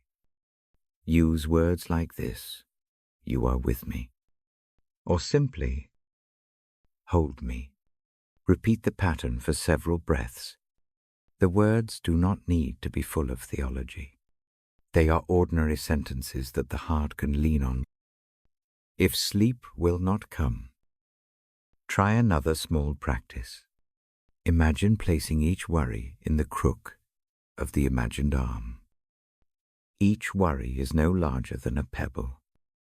Set it there and step back. Watch how the arms hold the pebbles without judging. See how the grip on your own hands lightens. Small symbol acts do real work on a nervous system. I remember a night when this image helped me. The mind was loud and clever at making fears bigger. I sat very still and pictured the arms once. Then again, the chest that had been tight ached less. The shoulders softened. The hands opened. Nothing dramatic happened. A small shift made the room easier to be in. The memory of that ease often returns as a reliable place to rest. Keep the visualization gentle. If the image of arms does not sit right, imagine a cloak or a shelter instead. The point is the same. There is a near, steady presence that does not demand answers. It simply keeps watch. The form can change. The comfort does not return to the scripture line slowly. Hear it several times.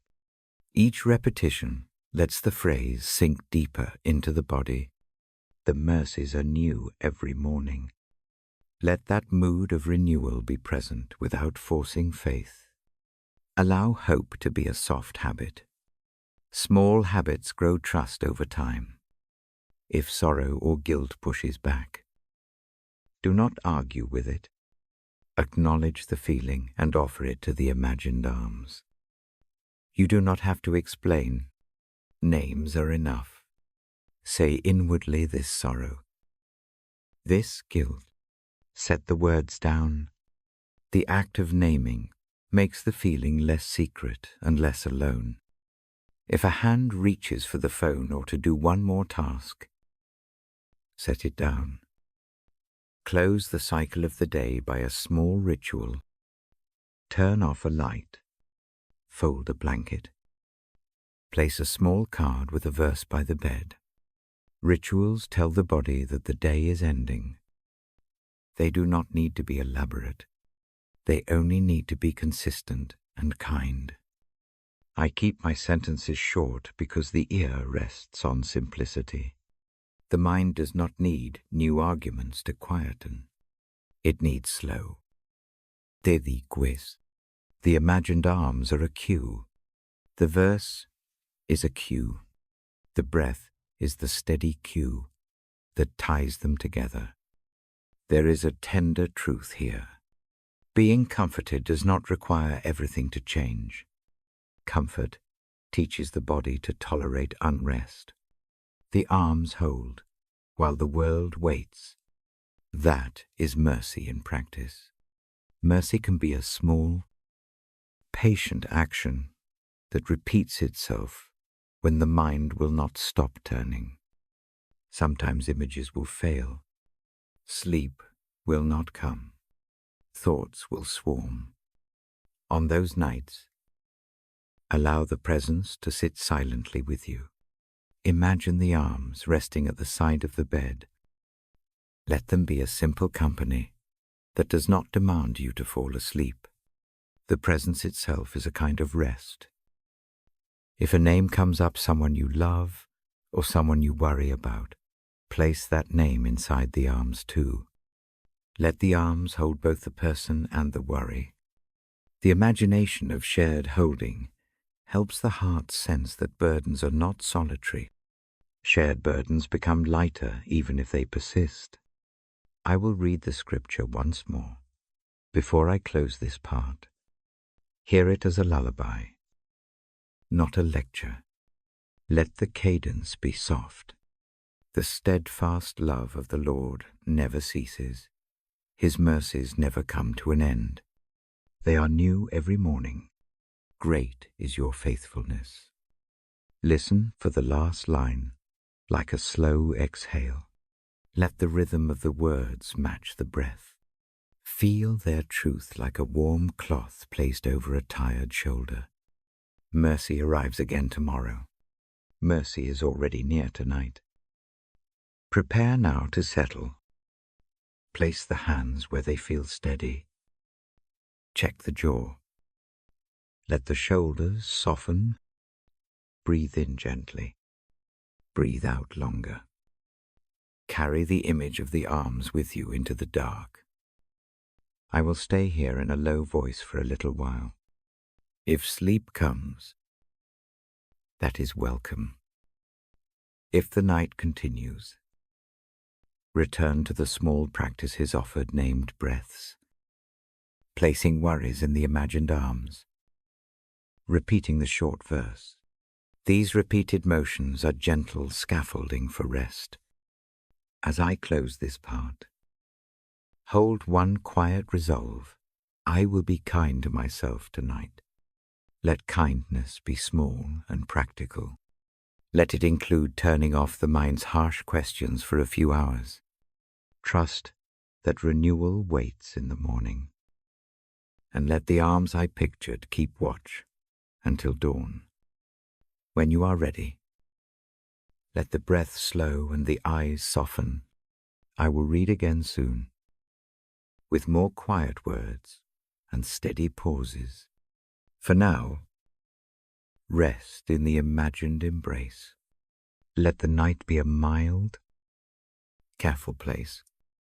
Let the mercy that is new every morning hold you through until light. I tell a quiet story now. It is my own. I share it slowly. The aim is not to impress. The aim is to offer a small lamp for someone else who is tired. For a long season, my body keeps a steady ache. Nights are the worst. The muscles tighten. The mind finds every corner that can hold worry. Sleep becomes a rare guest.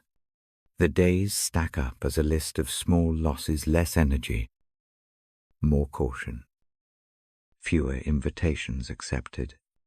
The heart learns to expect little Doctors speak with careful hands. Tests come and go.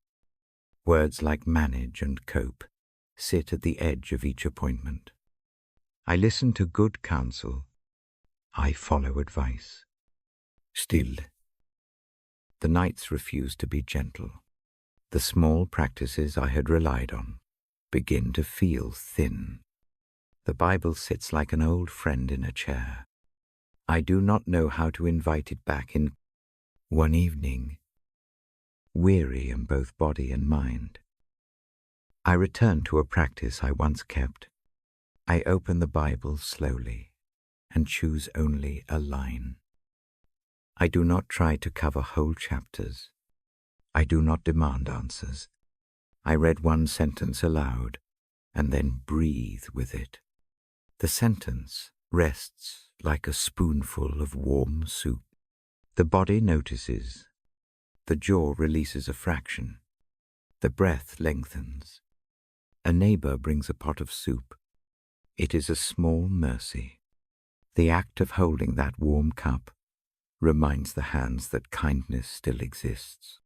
A friend offers a short note that says only, "I am thinking of you." That note is thin and steady. It does not solve the pain. It does not need to. It becomes evidence that the world still includes tenderness. One scripture image begins to press on my imagination. It is the picture of shelter and protection. The verse speaks of gathering under wings.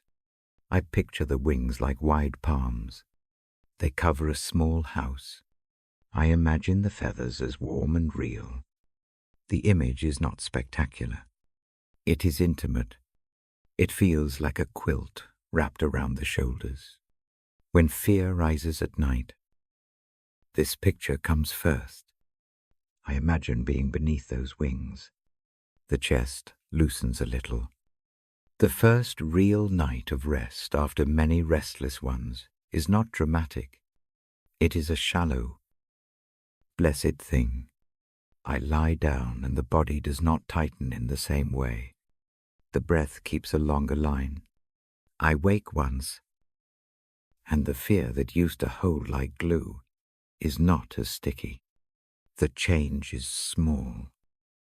It is enough to make a difference the next day. Healing in my life does not happen in a single act. It grows like a seed. The seed needs small waters. The waters for me are tiny habits. Reading one line before sleep becomes regular again. A hand rests on the sternum while breathing in and out. A friend texts a short check-in rather than waiting for a full conversation. I say short sentences. Into the dark, help me rest. Thank you. These are not eloquent prayers. They are honest ones. There is also the slow mending of a relationship. A misunderstanding had become a wall. Time and pride had built mortar. Mercy arrives in a plain sentence of apology. It is not styled or dramatic. It is simply honest. The reply, I do not demand.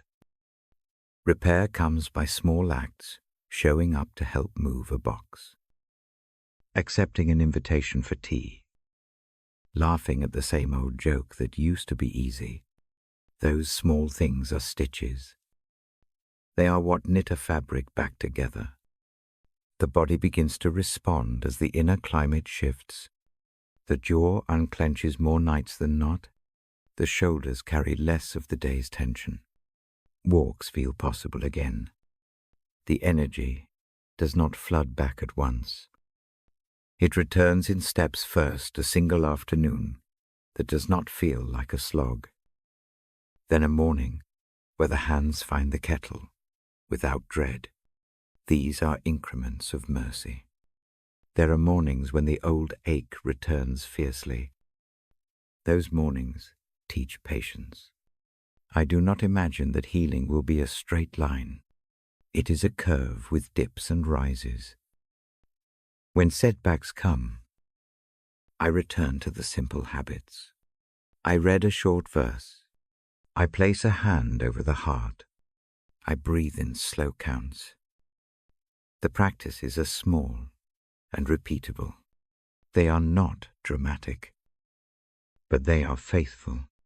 Community matters in ways that surprise.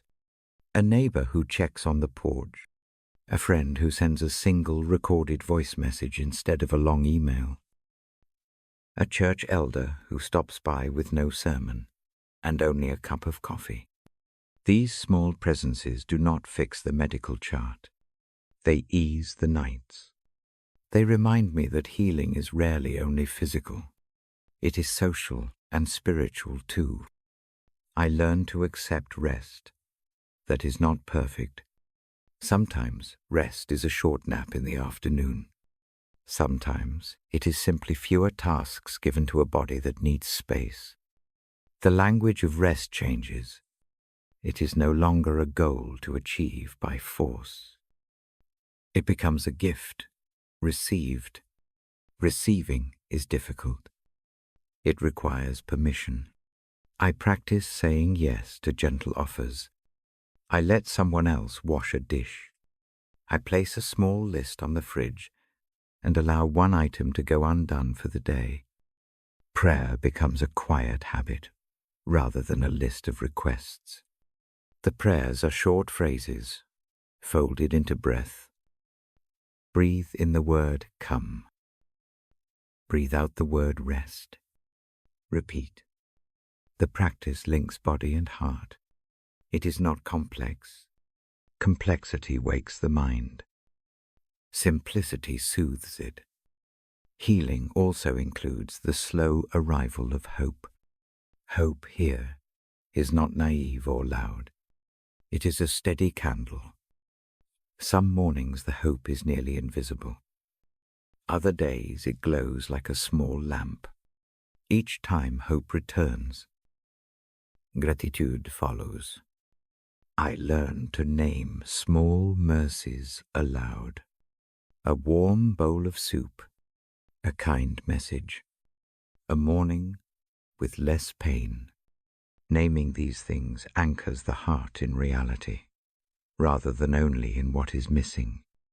There is a night when the old habit of holding everything tight finally relaxes long enough for me to sleep through. I wake in the morning with the memory of uninterrupted rest. The relief is not a solution to every problem. It is, however, evidence that rest can return. The knowledge changes future nights. Hope grows bolder, but still gentle. Part of healing includes forgiving myself for past responses. In the season of pain, I had judged the body harshly. I had called it weak. I learned to speak kindly to my own limits. I acknowledge that healing is a process that requires patience and tenderness.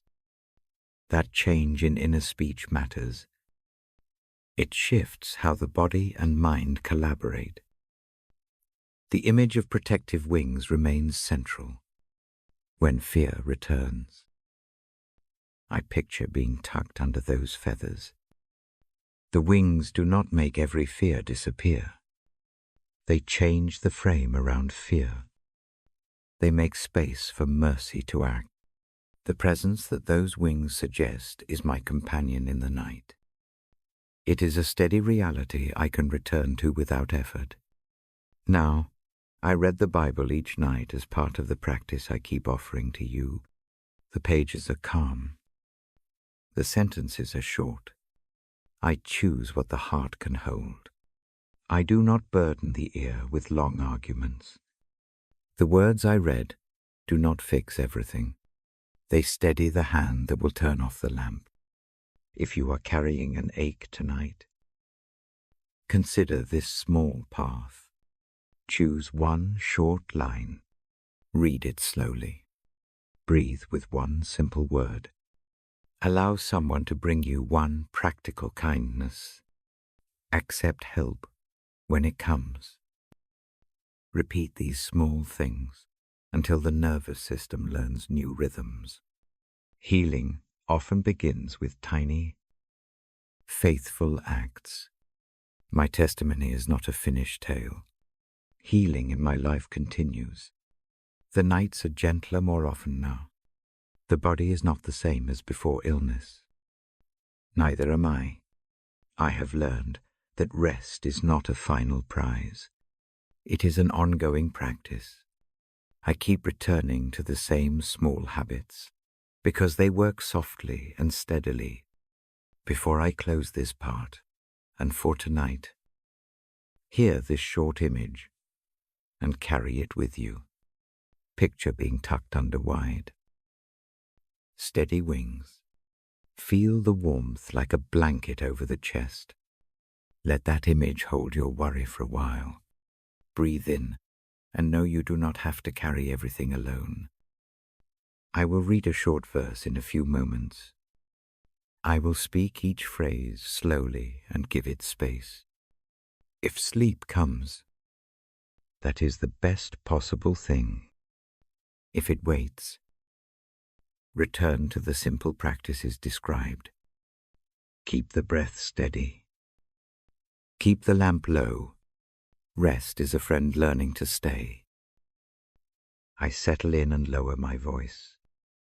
The lamp is soft. The room breathes with a slow, steady hum. Hands find a place to rest. One palm over the sternum feels right. The other hand settles in the lap. Spine is supported. Eyes may close. They may stay soft and unfocused. Either way is welcome. This next part is a silent reflection. It is a guided quiet. No rush. No hurry. The aim is to make space where a single honest prayer can be held. The space is for healing in many forms: body, heart, spirit. The presence of others matters even when they are far away. Community gathers in the quiet by intention and by prayer. So we begin with the breath. Breathe in slowly for 4 counts. Hold for 2. Breathe out for 6. Let the counting be gentle. It is a metronome that moves the nervous system from alarm to ease. Repeat this 3 times. Each cycle loosens one small knot. Each exhale sets down a small weight. Now, I read a line from Scripture softly. Hear it not as proof against doubt. Hear it as a steady promise to rest upon. I speak it slowly, and I leave space after each phrase so the ear can hold it. And the prayer of faith will make the sick person well. The Lord will raise them up. If they have sinned, they will be forgiven. Pause. Breathe. Let the words sit like a warm cloth over the chest. The verse, names, prayer, and healing together. It names trust and community as parts of the same work. Let that naming be an invitation to offer one thing into the quiet. If there is someone to pray for tonight, think of one simple name. It can be a neighbor, a family member, a friend, or your own name. Keep it single. A single name makes prayer small enough to hold. Picture that person sitting under a dim lamp. Imagine a soft hand resting over their shoulder. If you are with another person, a gentle touch on the arm can be a witness to the prayer. If you are alone, imagine the hands of the faithful gathering around that name like a circle of light. Now offer a short, inward prayer. Words need not be many. Say simply, heal them, or give them rest, or make them whole. If the lips move, that is fine. If the prayer is only a thought, that is enough.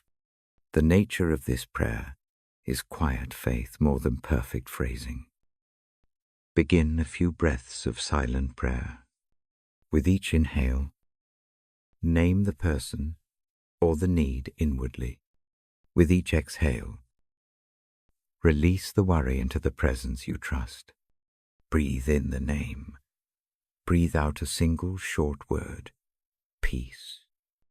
Breathe in the name, breathe out heal. Continue this pattern for as long as it feels gentle. There is also room here for confession and for forgiveness. If a burden of guilt sits heavy, name the thing in one short phrase, then offer it in the same silent rhythm. Breathe in the memory. Breathe out the trust that mercy can meet it. This practice does not ignore responsibility. It simply allows a holding place where healing can begin. At times, prayer includes action. Small, practical steps often accompany the inner offering. If a first step comes to mind, send a note. Make a call. Offer a meal hold that thought gently and let it rest in your awareness. If action is not possible now, let intention be enough. Community sometimes fixes things by small, ordinary gestures. I read the verse again. Slower, still. Let each syllable be a small lamp, and the prayer of faith will make the sick person well. The Lord will raise them up. If they have sinned, they will be forgiven. Let the sound sit and fade. After a few heartbeats, open the hands slightly, as if setting something down on a table. Imagine the name or the need now resting on that table. Picture the table surrounded by steady people who pray. The table does not demand immediate proof. It only holds the offering. We move into a longer silence now. This silence is a companion. It is not empty. It is full of the small offerings placed there. Stay with the breath. Keep the hand on the sternum if that feels calming.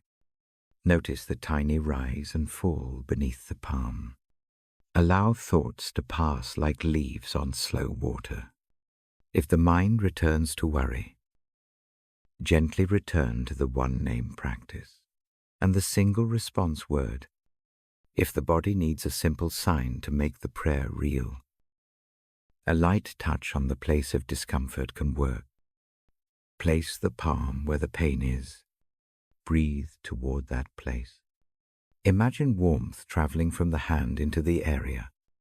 This is not a substitute for medical care. It is a bodily prayer that acknowledges pain and invites a presence to meet it. Listen for the hush of the room. In the hush, the idea of community becomes tangible.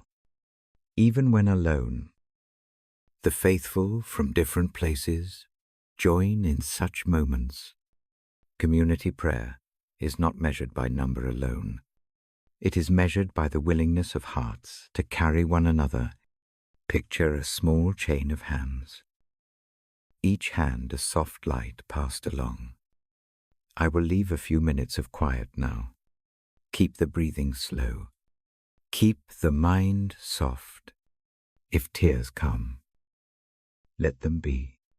If calm arrives, receive it without suspicion. Both are part of prayer. Trust that the silence itself is working. Trust that faith does not always feel dramatic. Often it is a steady, quiet insistence that someone else is holding the burden. Silent space for reflection and prayer. In this quiet, some may feel the need to name specific requests. Others may only sense a relief. Both are welcomed here. The point is not a tidy answer. The point is the act of bringing the need into a shared place and letting it be carried. When the silence is ending, I read one final line from Scripture as a soft benediction. Hear it as a tender close to the practice. The prayer of faith will save the sick, and the Lord will raise them up. Let that promise be a small lamp at the edge of the night. It does not demand immediate proof. It invites trust. Healing often arrives in ways that surprise.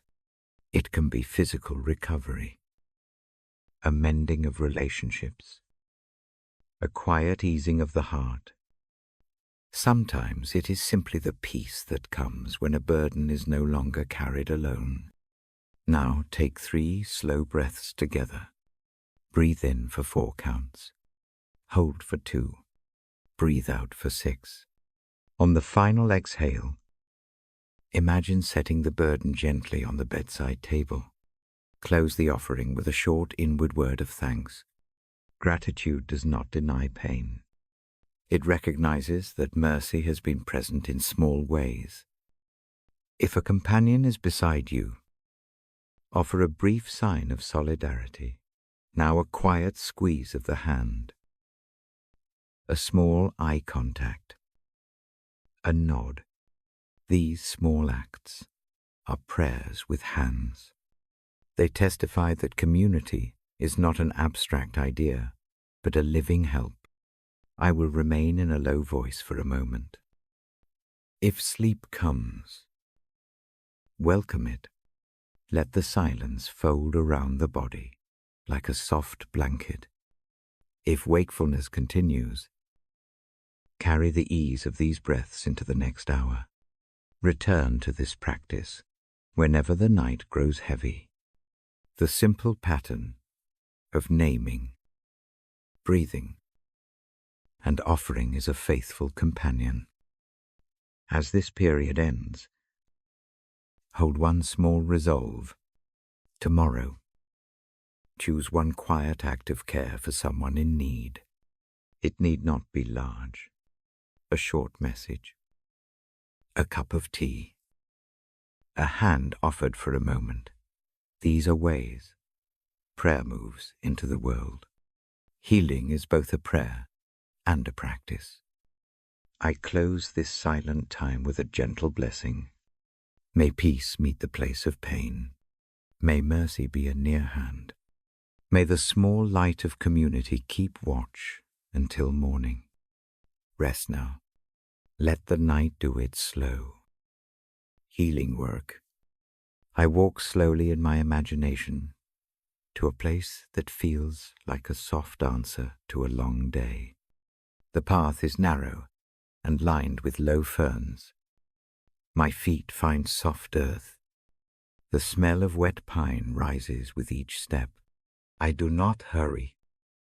The pace is gentle, like a hand turning a page. A small cove opens ahead. Water lies still there, like a mirror. The surface is wide and quiet. It takes in the sky without needing to change it. A few stones make a low shore. I sit on one that is warm from the late sun.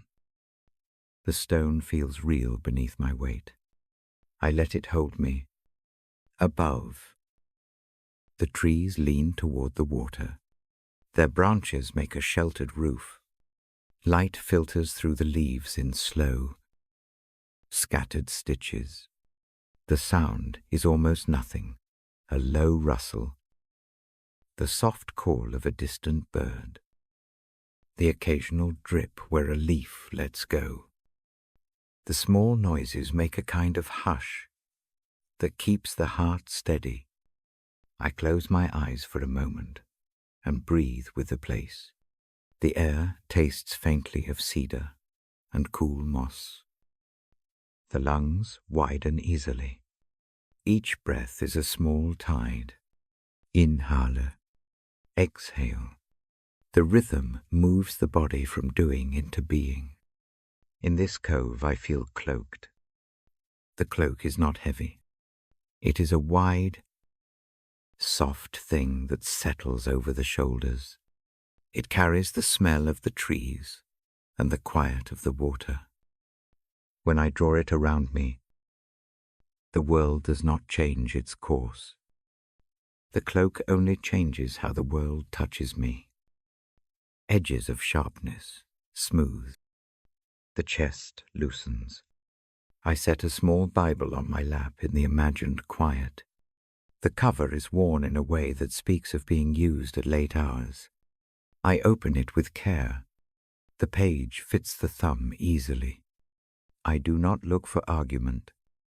I look only for a light that will keep me company while the night does its work. Before I read, I name 3 ordinary gifts that came today. I say them slowly in my mind. A warm cup, a short kind message, a moment of stillness. The list is brief. Gratitude is not a triumph. It is a small lamp. Naming small gifts changes the weight of the evening in a way. The body notices. I read now from Scripture in a soft voice. I let each phrase have time to sink into the room I hold with my mind. I say 1 Thessalonians 5:1-6-18 gently. And I leave space after each line so the words can rest. Rejoice always. Pray without ceasing. Give thanks in all circumstances. I repeat the lines slowly. Like a small chant, the repetition is not a test. It is a practice. The words become a rhythm that the breath can follow. Rejoice. Pray. Give thanks. Each short command is a way to place the heart differently inside the night. After the reading, I keep my hand over my sternum. The warmth there anchors the ear to the body. I breathe with the words I just read. On the in-breath I say quietly, rejoice. On the out-breath I say, rest. I do this for a few breaths and let the sounds fold into the hush. I open my eyes and take in the cove again. The water holds the sky like a promise.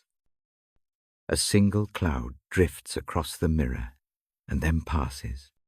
The movement is slow enough that nothing feels sudden. I imagine the cloak again, now lighter, as if some of the weight I carried has shifted from my shoulders to the soft fabric. I let a small image form a ribbon of light on the water that marks a path. It is narrow. It leads from the stone where I sit to the place where sky and water meet. I picture myself placing one small worry on the ribbon. The worry is a pebble in my hand. I look at its edges. I do not need to justify it. I only set it down and watch it float toward the horizon. This practice is simple and repeatable. It does not erase the worry at once. The pebble still exists. The ribbon of light carries it away slowly. The act of handing it over is an honest, small movement. The body recognizes the motion as giving something up.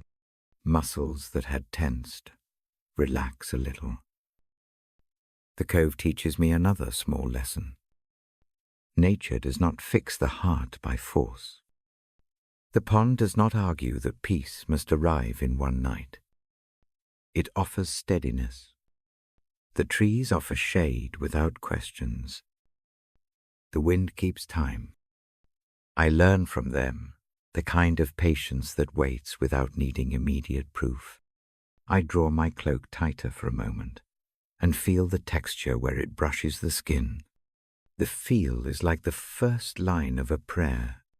It is enough to begin. I place my hand over the Bible and breathe. The breath slows. The voice inside becomes less sharp. Softness arrives like a guest who always had permission to come in. I read one more short line aloud from the Psalms that matches the stillness here. I do not rush the syllables. I let each one sit like a small stone on the water. Be still And no, the line is brief. It is a stop before the night pushes forward. I repeat it twice more, spacing each repetition with a calm breath. Be still. No, the words are not a demand. They are an invitation to let the mind rest on the reality of a presence that keeps watch. I stay with silence then. The silence is not empty. It is full of the small sounds I first noticed. It contains the remembered gifts. It holds the pebbles I placed on the ribbon. I let the quiet be a container that does not need to be explained. As the dim light in my imagined cove fades, the stars come out slowly. They are not bright like street lamps. They are patient. Each star is a point of steady light. Together they make a sky that is kind to look at. I let my eyes soften and let the picture hold me. Before stepping away from the place, I return to the gratitude practice. I name 3 small things I will carry into tomorrow. 1 small act of kindness I will offer. 1 gentle boundary I will hold. 1 quiet moment I will protect. Each item is modest and possible. Naming them builds a bridge from rest to waking. I close the Bible and feel the weight of it balanced already between my hands and the stone. The cloak rests across my knees. The water keeps the sky. The trees lean in like companions. I stand slowly and feel the ground give gently beneath my feet. I do not leave the cove hurriedly. I walk back along the fern-lined path as if retracing a blessing. Each step brings the calm into a place I can carry back with me. The cloak remains folded lightly on the shoulder. The ribbon of light is a remembered way to place worries. The words are small lamps in my pocket. Now I prepare to sleep. I set the image beside the bedside lamp, as one might set a postcard from a friend. I place a hand on my chest and breathe 3 long, slow breaths. I say the short phrases inwardly. Rejoice. Pray. Give thanks. Be still. No. I will read these lines again if I wake in the night. They are simple tools, not tests. The Bible lies near, a steady companion. The cove can be visited at any moment in the quiet. The practice is to return there as often as needed. I end this part with a gentle resolve. I will carry 1 small kindness into tomorrow. I will let the night hold the rest that comes. The cloak of the cove stays near the bedside. I tuck the image beneath the pillow of memory and turn the lamp off. Sleep may come soon. If it does not, I will keep breathing the simple words and imagine the ribbon of light carrying the pebbles away. For now I rest in the steady hush. The presence that watches the cove watches my sleep too. I trust it to keep the night quiet and the morning mercies waiting. I come close again and keep my voice low. The lamp is dim. The night is patient. The story tonight is gentle and true. It is about a distant cousin and a road that curved back toward grace. Breath in slowly. Hold a soft moment. Breathe out longer. Keep the hand over the sternum if it feels steady. The warmth there will help the story land. The body notices small comforts first.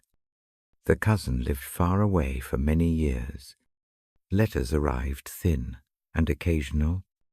Life seemed busy in the edges. Then seasons changed, and the messages stopped for a while. News came in fragments. The tone was different. The words were smaller. There was a time of stumbling. Choices tightened around a life like vines. Work shifted. Relationships frayed. I do not give long lists. The details are not the point. The point is this: a person moved from ordinary days into a narrow place where hope felt thin. Redemption did not arrive in one bright scene. It came in small, steady steps. A neighbor brought soup. A pastor sat with no sermon and listened. A younger cousin sent a short note that said simply, "Thinking of you." Those acts were not dramatic. They were the small stitches that began to hold a life together. One evening I traveled there. The house is quiet. The kitchen light is low.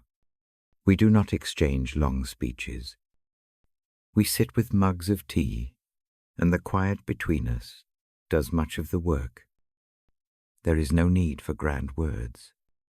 Presence itself feels like repair. I read a verse slowly as we sit. The line is short. The cadence is soft. The verse says of being led beside still waters and of restoring the soul. I let each phrase rest on the ear. The words do not hurry. They do not demand immediate change. They simply promise a steady tending. Her story shifts most in small habits. A morning walk, a short prayer whispered before bed, a call to a friend when temptation murmurs.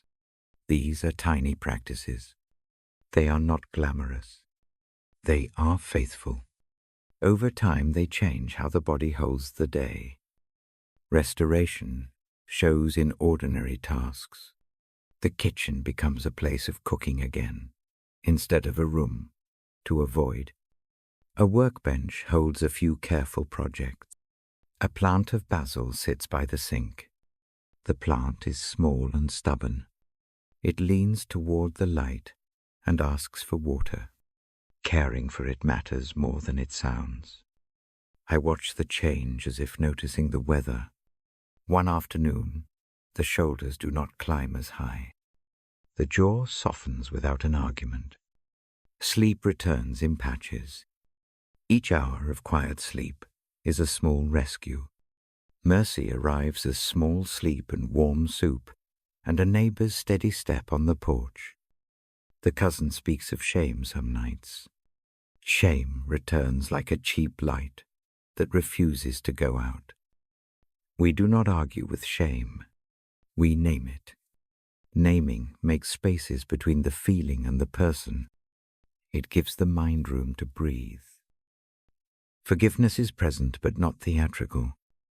An apology arrives and is accepted in small gestures. A phone call that says I am sorry. A willingness to repair in slow, practical ways. No fireworks. Only the kind of repair that lasts because it is patient. I notice what this story does to my own chest. Hope loosens its hold on fear. The imagination learns new routes. If the mind rehearses worst-case scenes, a memory of the cousin's small steps interrupts the loop. Hope remembers that slow changes are real changes. The wider community matters here. A single caring voice does not fix everything.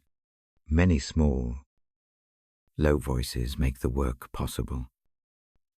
A friend brings a casserole. A neighbor shovels a walk. A church member offers a ride to an appointment.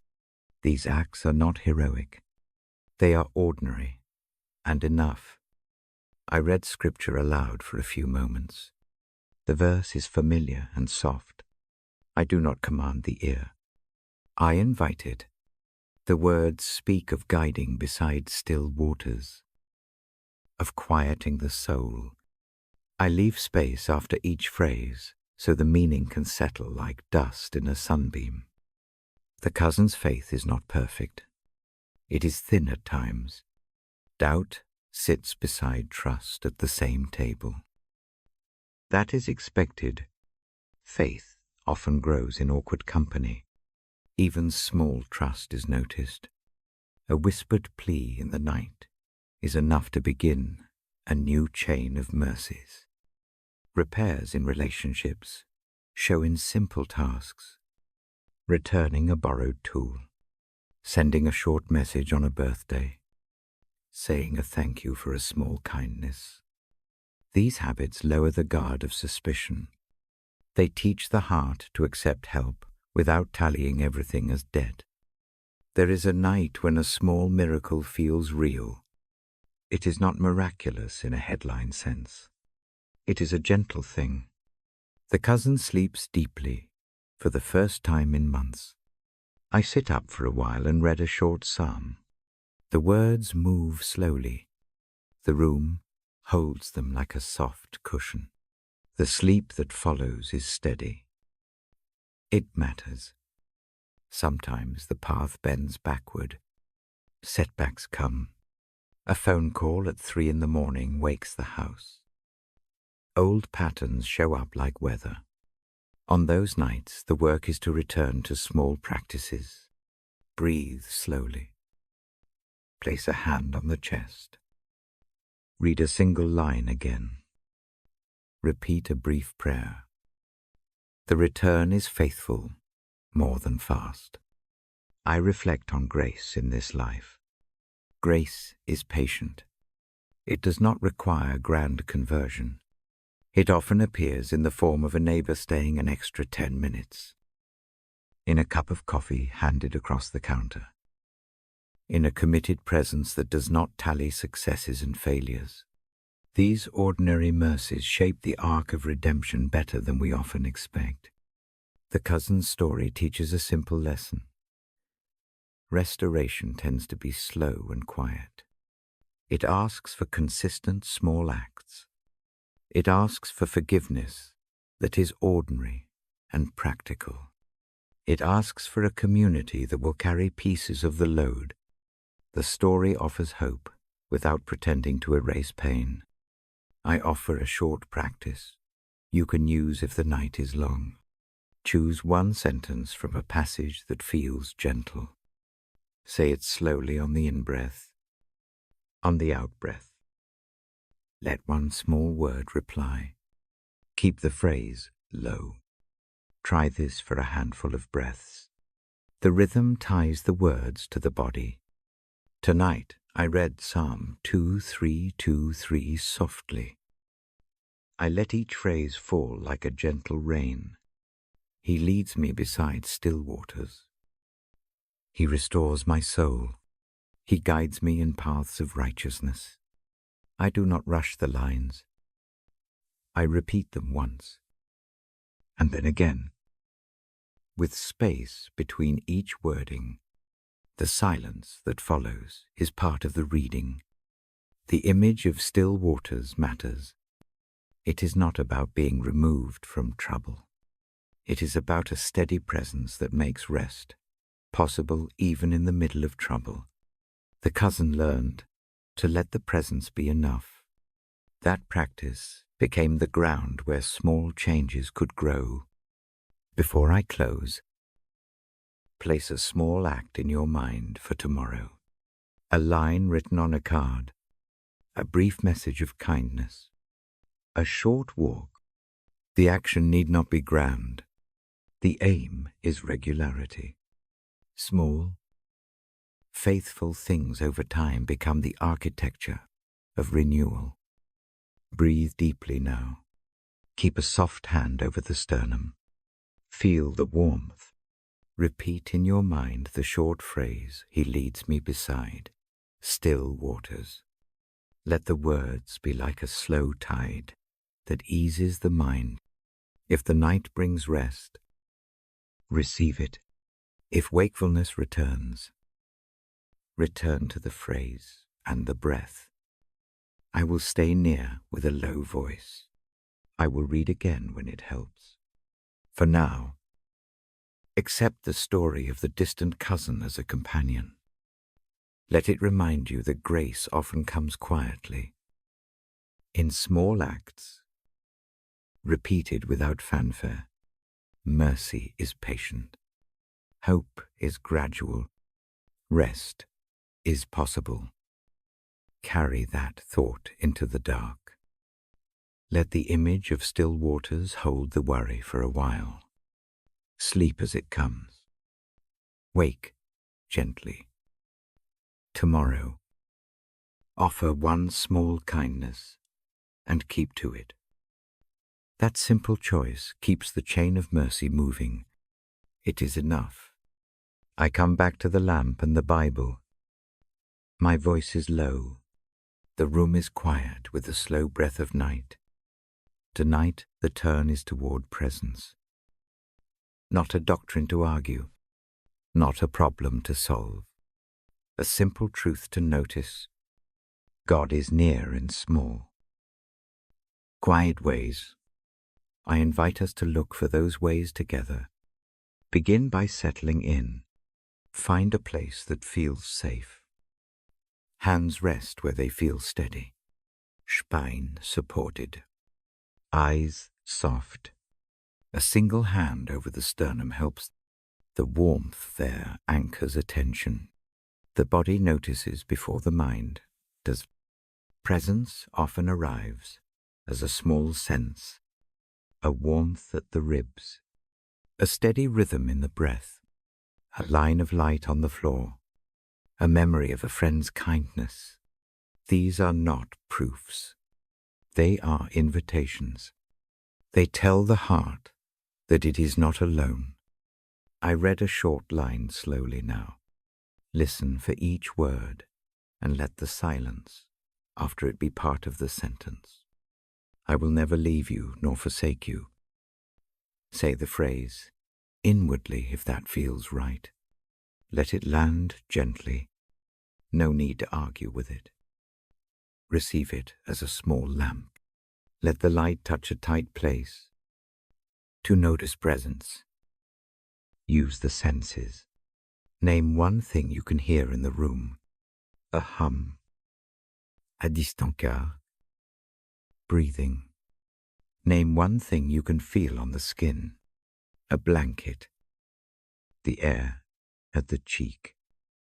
The hand on the chest. Name one small thing you see. If your eyes are open. A soft shadow. The glow of a clock. These small acts of noticing are like a practice. They train the mind to stop racing and to gather. Try a brief breath prayer with me. Breathe in for 4 counts. Breathe out for 6. On the in-breath, think the single short phrase.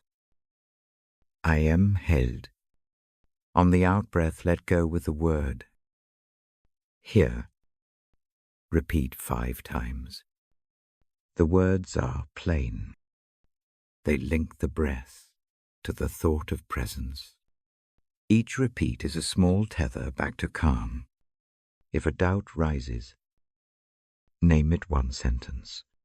Ask it a short question. Then place the question like a stone on a windowsill and return to the breath prayer. Doubt does not vanish at once. It softens when it is not the only voice in the room. Presence can be practical. 2. It appears in a neighbor's soft knock. It shows in a cup placed near a tired hand. It arrives as a friend's short message that reads, thinking of you. These are small mercies. They do not fix all things. They make the night easier to live through. Notice them. Let them be evidence that care exists in the world. I will read another brief passage. Hear it like a slow footstep in a hallway. Where can I go from your spirit? Where can I flee from your presence? Let the question rest. The answer sits in the quiet after the words. The thought is not a test. It is a cushion. The idea that presence is everywhere is meant to steady, not to overwhelm. A practice I use when sleep resists is to imagine a small room within me. It has a low lamp and a simple chair. On the chair sits the feeling that most presses tonight. I open the door of that inner room and place the feeling on the chair. Then I walk to the window and imagine the steady presence standing at the threshold. I picture the presence sitting beside the feeling on the chair, not to shame it, but to keep company with it. The act is symbolic. It is gentle. It changes how the feeling sits in the body. Another practice is naming a single hope for tomorrow, not a grand plan. One small possibility, a short walk, a phone call to a neighbor, a cup of tea warmed again. Say the hope aloud in your mind. Then place it in the hands of the presence you have invited. This makes hope a shared thing instead of a pressure. There is comfort in ritual. A short nightly habit can make the presence feel familiar. For some, it is a single verse, read at the bedside. For others, it is a tiny candle lit for a breath. For me, it is the Bible open to a few lines and read slowly. Keep the habit small, so it becomes steady. Rituals do not solve everything. They train the heart to rest in a pattern of care. I read a simple benediction now. Hear it slowly. May you know you are seen. May you know you are kept. May you rest in the nearness that does not demand. Say these lines in the mind if that helps. Let the sounds be like a soft cloak. If worry wakes you later, use a brief anchor. Notice the palm on your chest. Remember the breath prayer. Repeat the word here on the out-breath. Let the repetition return attention without force. The nervous system learns from small repetition. This is how steady presence becomes a felt reality. Sometimes presence arrives by recalling a memory of care. A teacher who stayed after class. A parent who read a book aloud. A friend who visited with soup. Call one memory to mind, and let it act as proof that support exists. The memory does not have to be perfect. Its function is to remind the heart that help can be close. At times, presence feels like patience rather than action. Someone who waits without telling you what to do, that waiting is itself a gift. It keeps space open. If the night asks for patience, imagine that patient presence as a lamp kept burning beside the bed. The lamp does not judge how slow you move. It only stays lit. There are nights when the presence will feel distant. That is ordinary. Distance does not mean absence. Think of the sky at dawn. The light is present even when hidden behind clouds. Trust that the nearness you invite continues, even when feeling fades. I invite a brief practice of offering. Name one small worry. Speak it inwardly as a short sentence. Then imagine handing it to the presence as if passing a cup across a table.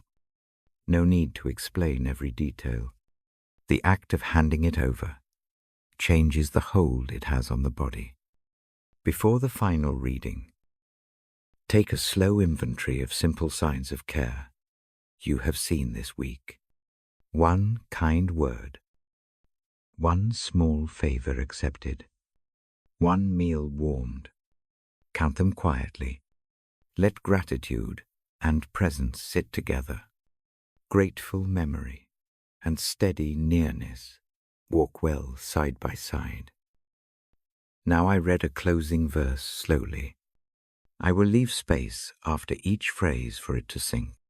The Lord goes before you and will be with you. He will never leave you nor forsake you. Let the last line be a soft landing. It is not a test of how much you feel. It is a reminder that presence keeps watch. Finish with 3 slow breaths. Breathe in for 4 counts. Hold a quiet beat. Breathe out for 6 counts. On the final exhale, imagine the presence drawing a gentle circle around the house of your day. The circle is not tight. It only makes a small boundary where rest can begin. I will remain here in a low voice for a short while. If sleep comes, rest fully.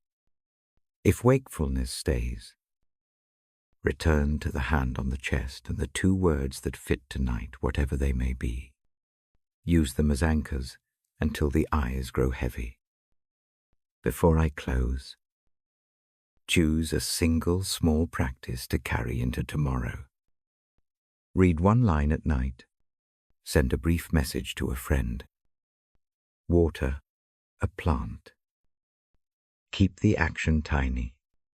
The aim is consistency. Small acts remind the heart of steady presence. I will read again soon. For now, let the nearness you invited stay by your bedside. Trust the quiet work of presence. Rest as slowly as you need. The night is not empty. It is watched. It is held. Sleep, when it comes, will be gentle. I sit with the lamp low. The Bible rests on my lap. The room holds a soft hush. Tonight, I read a short line slowly and let it rest.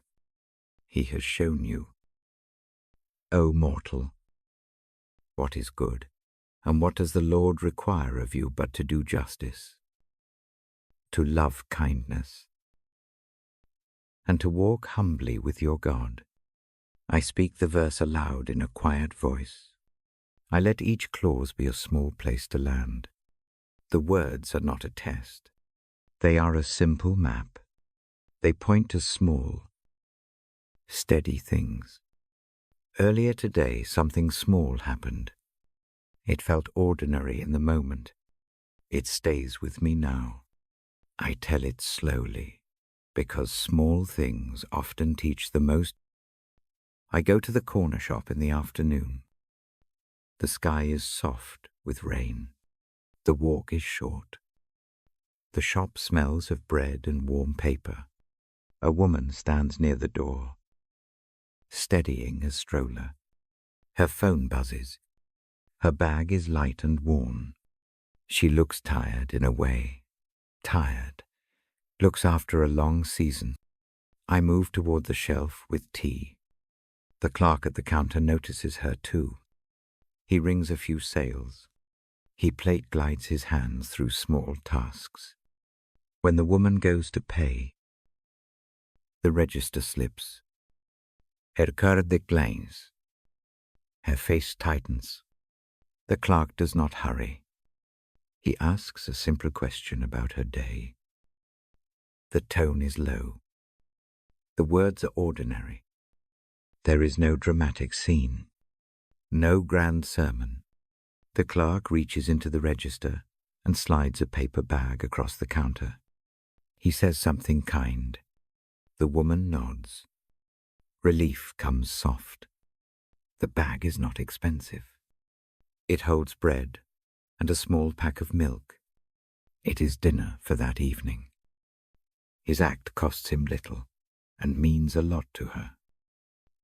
I watch without wanting to be a part. I sip my tea. My eyes notice the small exchange. Something in me eases. I think of Micah's 3 clauses and how they sit next to a register and a paper bag.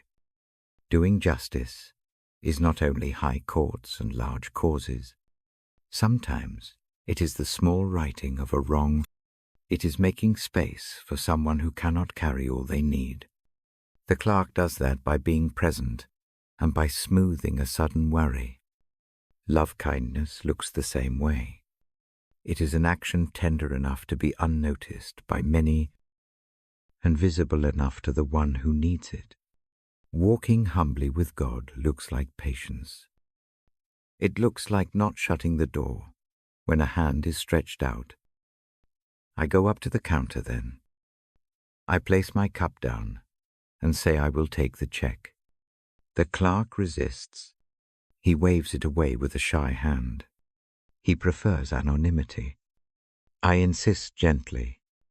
The woman looks at me with an expression that holds both surprise and a small, guarded joy. She thanks me, and her words are simple. The clerk does not make a show. He returns to arranging loaves, like that is the measure of his day. We all leave with rain on our jackets. The stroller moves slowly down the sidewalk. The bread smells like warmth in its paper. The act is brief. Its echo is not loud. It stays soft inside me. On the way home, I think about what kindness really is. It is not always a performance. It is often a quiet correction in the flow of a day. It is a hand placed on a problem, so the person carrying it can breathe again. When I come to this conclusion, the verse from Micah becomes a companion rather than a remote command. Back at my table, I set the Bible open. I read the lines again and listen for the gentle connection between words and deed. The verse does three things. It calls for justice in small acts. It calls for kindness that looks like a daily posture. It calls for humility, walking with God rather than ahead of God. Walking as one who is also helped. I breathe slowly and let the story sink in. The breath anchors the learning. One slow inhale. One long exhale. The ribs widen little by little. The warmth of the teacup goes from my hands into the chest. The story sits beside the heart like a small lamp. This small act of kindness did not change the world. It did not intend to. It changed a night, an immediate need. A brief hunger. The clerk did not seek praise. The woman did not demand gratitude. The sequence is humble and plain. That is what makes it teachable. There is a way to practice this kind of living. It does not require public statements. It requires watching. It asks for small interruptions to planned schedules. It asks for ordinary resources used with tenderness. Justice becomes a habit of noticing when something is out of balance and offering a small correction. Kindness becomes a decision to act when it costs little to do so. Humility becomes the willingness to be part of the fix without seeking the credit. I name a few practical things I can do tomorrow. I will walk with my eyes a little more open. I will carry a coin or two for small needs that appear. I will not assume that someone who looks fine is fine. The tasks are small, but repetition shapes a life. Repetition is slower than headlines, but it is steadier. Now, I invite you to hold this small story with me. Picture the warm paper bag. Picture the steady clerk and the tired mother under the rain. Picture the room where the Bible sits and the line from Micah resting like a gentle map. Let the scene be a lamp beside the bed. Take a slow breath with me. Inhale for 3 counts. Hold a soft beat. Exhale for 5 counts. On the inhale, imagine taking in the presence of someone who cares. On the exhale, imagine letting go of any need to perform kindness. Let it be simple. Let it be enough to start with. If you want to carry this moment into tomorrow, choose one tiny act you can repeat. A cup of water left on a neighbor's doorstep. A note saying, "I am thinking of you." A small purchase for someone who needs it. The act must be small enough to do without boasting. Smallness keeps humility alive. I read the verse once more.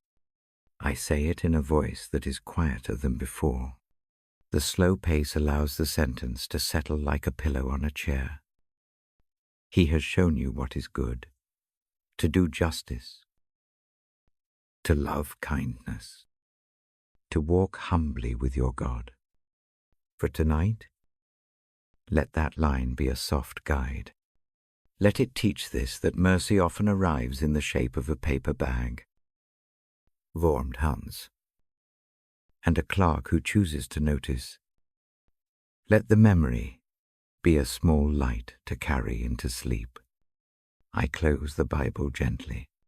The lamp gives its last quiet glow. The breath keeps time. Mercy feels like a neighbor's step on the porch, and like a hand that does not ask to be thanked. Rest now with that image. Trust that kindness given and received makes a small room of peace. If sleep does not come straight away, return to the breath and the image of that small, patient exchange.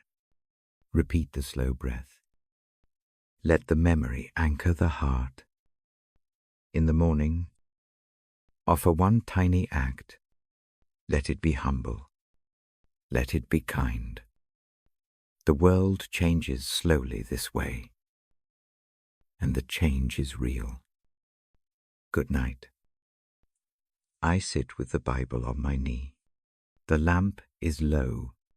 The room breathes slow. My voice is near and soft. I turn the page with careful fingers. I will read one line and then rest with it. I read Jeremiah 29:11 slowly. I leave space after each phrase so the ear can hold the sound. For I know the plans I have for you, declares the Lord, plans for welfare and not for evil, to give you a future and a hope. I say it once. I say it again more slowly. Each clause has room. The silence after each line is part of the reading. Let the verse sit like a small stone in the palm. This promise is not a schedule. It is not a timetable for every next moment. It is a steadiness that outlasts surprise. I find comfort in that steadiness. It is a steady hand on a map that has been folded 100 times. When nights press close, this line comes back to me. I remember a night when plans felt impossible. A list of small losses is easy to carry. The future looks grey. The hands tighten. The jaw holds tension. On that night I read this verse aloud. I do not ask for a long explanation. I only let the sentence rest on the chest. The breath slows. The mind learns one new rhythm. Hope here is not a bright light that sweeps away shadow. It is a small lantern held at the edge of the path. It shows the next stone to step on. That is enough. A single step makes the following one possible. Hope arranges the path into small pieces we can take. I picture a map that has hidden folds. Some roads are plain. Others disappear behind hills. The verse speaks of a plan.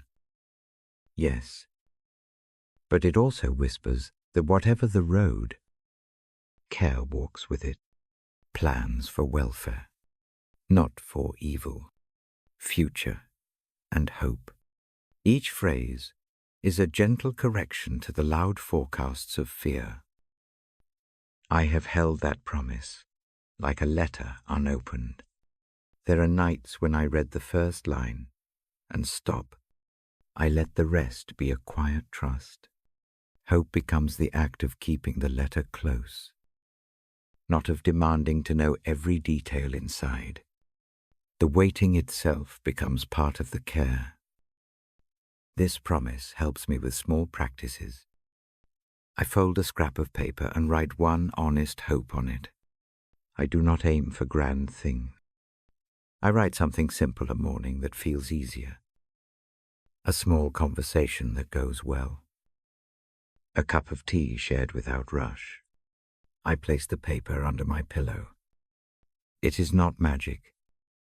It is a tiny vow to the future. The act calms the hands. The body receives the small ritual as care.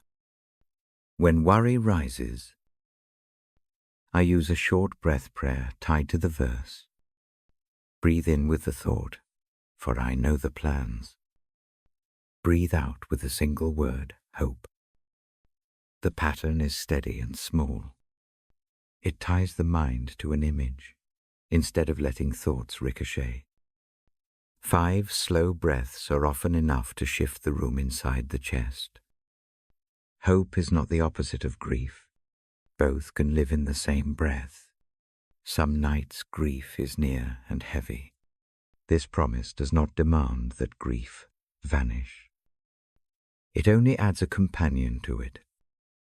The companion is a word that reminds me the story has not finished. That reminder lends the strength to breathe again. I remember a time when plans went sideways. A door closed I had not expected. The first reaction is to search for blame, or for reasons that explain. The verse offered a different posture. It said there is a plan that cares. Even when the door shuts, that thought does not fix the loss. It softens how the loss sits on the shoulders. Comfort from this promise often shows in small, steady things. A friend who checks in without big words. A neighbor's cup left on a doorstep. A morning where the pain in the body eases enough for a short walk. These are soft answers. They do not erase the larger trouble. They make the night easier to be in. I keep the language simple when I read it here. Simple words fit the ear at bedtime. They do not require long arguments or proofs. They sit like a small lamp on the bedside table. The lamp does not have to be bright. It only needs to be present. If the thought of a future feels overwhelming, I break it down. I ask myself, what is one small hope I can tend tomorrow? The task must be tiny. A single moment is enough. Planting hope does not require a shovel. It asks for a steady, small hand. That kind of hope grows by repetition. I hold this verse as a promise and as a practice. Promise means trust. Practice means the daily steps that let trust become familiar. Reading the line, breathing with it, writing a small hope. These are the tools I use when worry is loud. They do not force belief. They only invite the heart to try a new habit. There are nights I do not feel the promise at all. Doubt can be very loud. On those nights, I do not make a show of faith. I whisper the verse once, and then let the silence hold it. The very act of returning to the sentence is itself an act of hope. It is small courage. It is enough. I offer a gentle invitation now. Choose one brief phrase from the verse that lands lightly. It might be plans for welfare, or a future, or hope. Keep it short. Repeat it on the out-breath for a few breaths. Let the word be like a small knot you can hold until the hands relax. If you like, imagine the promise as a lantern and yourself as a traveler. The road is not all visible. You cannot see the summit or every bend. The lantern shows only the next step. That next step is sufficient. Take it. Rest between steps. Let the night fold around the small light. I will read the verse once more. Slowly, hear it as a nest of soft words. For I know the plans I have for you, declares the Lord, plans for welfare and not for evil, to give you a future and a hope. Let the final phrase, future and hope, settle last. Let it be the last soft sound before sleep. If images come, maps, lanterns, letters, let them be gentle. If nothing comes, that is all right. Silence can carry the promise too. Before the lamp goes fully low, place one small hope on a scrap of paper. Fold it gently. Tuck it near the pillow or in the pocket of your bedside book. The act is tiny. It is a formal way of handing tomorrow a soft invitation. I stay here with the low light for a few more breaths. I will be near the words again when you wake, or if you return in the night. For now, let the promise steady the chest. Let hope be the lantern you carry into sleep. Trust that the plans that care continue to move, even when the steps are slow. Rest now. Let the verse be a quiet companion. Sleep when it comes. Wake with the same small courage to take the next step. I will read again when the hour asks for another soft promise. I come back quietly now to offer simple guidance for the night. The voice is low. The sentences are short. My aim is practical rest, not pressure. Start with the room. Make it cool. Around 60 to 68 degrees often helps. Turn the lamp lower. If possible, use a shade that softens the light. Warm light strains less. A small night lamp or a dimmer is kinder than a bright ceiling bulb. Remove screens or put them face down. The blue glow asks the brain to stay alert. Choose clothing that feels gentle on the skin. Soft fabric, loose sleeves, socks if the feet are cold. A small weight at the chest helps some people sleep.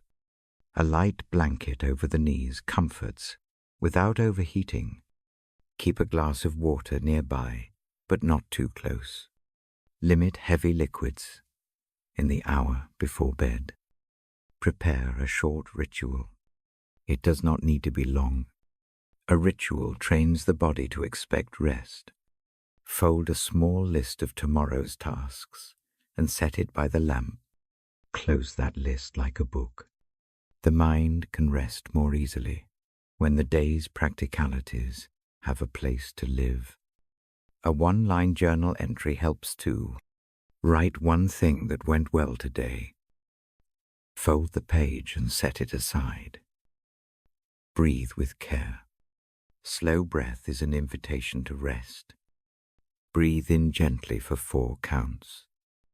Pause for 1 count. Breathe out slowly for 8 counts. Repeat this several times. Let the out-breath be longer than the in. The body listens to rhythm.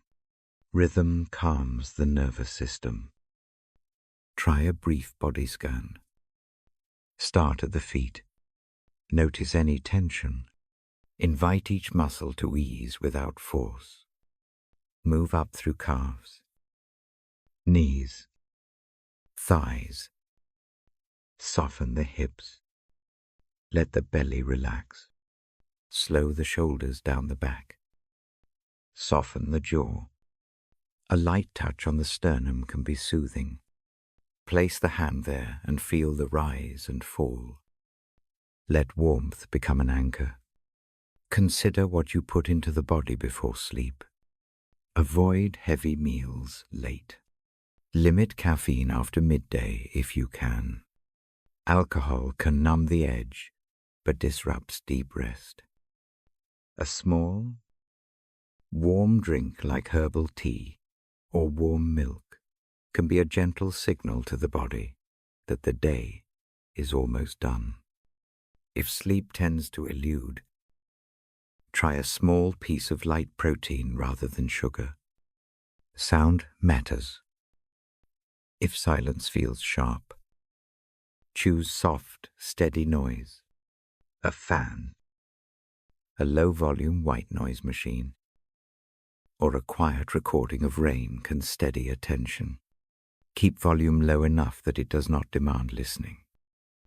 If sudden sounds wake the night, earplugs can be a compassionate choice. Scent can help. A faint lavender sachet or an essential oil diffuser at low setting often calms the breath. Use scent with restraint.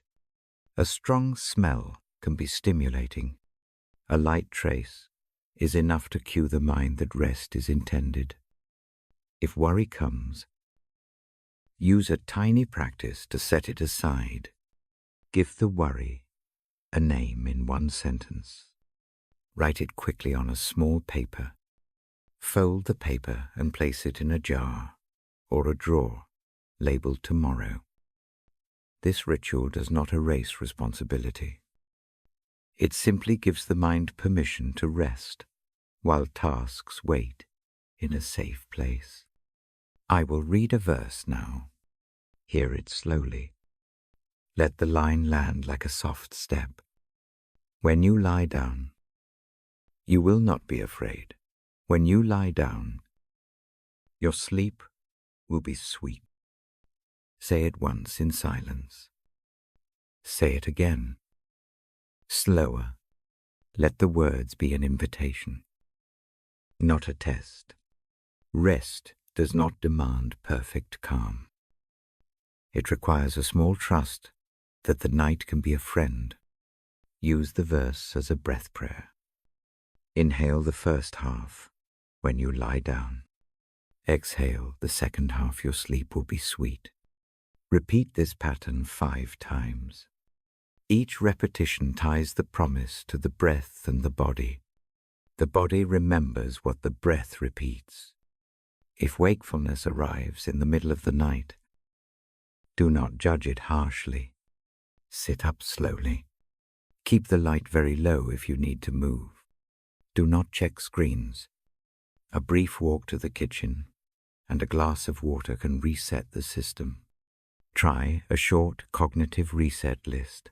3 visible objects in the room. Name their color and shape. This simple noting pulls attention away from racing stories. Progressive muscle relaxation often helps return the body to sleep. Tighten one muscle group for a count. Then release fully. Move from the toes to the scalp. The contrast between tension and release teaches the body what relaxation feels like. Limit clock watching. Turn the face away. Time becomes a torment in the middle of the night. If a clock must be present, choose one with a dim face, or cover it. Remove the pressure of calculating minutes. Sleep is not punishment. It is a gift that cannot be forced. Be mindful of light exposure late in the evening. Bright screens and intense room light shift the brain's chemistry toward wakefulness. Use a warm light setting if you must read on a screen. Better still.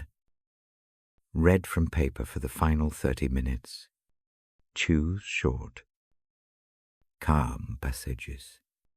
Let the words act like a soft lamp, not a lesson to study. If the body resists stillness, move through a gentle stretch sequence before lying down. Roll the shoulders slowly. Take the neck through small circles. Bend forward slowly from the hips and release. Stretch with curiosity, not strain. Movement can release stored tension and make settling easier. Create a ritual of gratitude. Name aloud one small mercy that came today. Keep the sentence short. The practice does not ignore pain.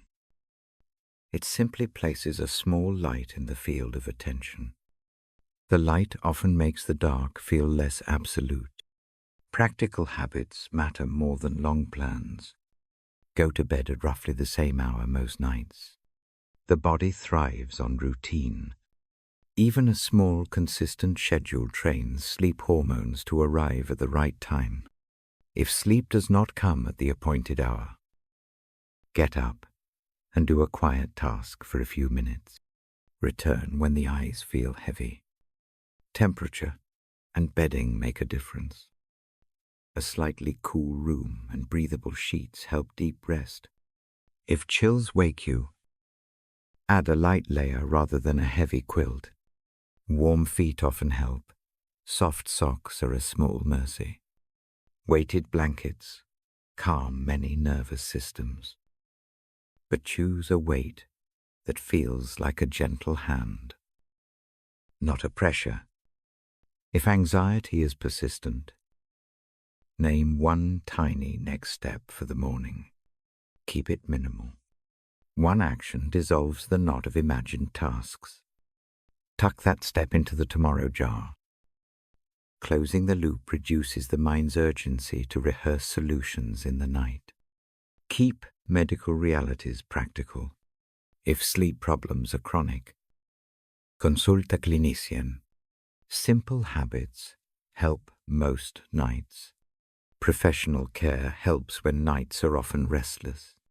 Do not treat the invitation to rest as a moral failing. Sleep needs care, just like any other part of the body. If prayer is your practice, use it as you always do. Speak short sentences into the dark. A single sentence is enough. Help me rest.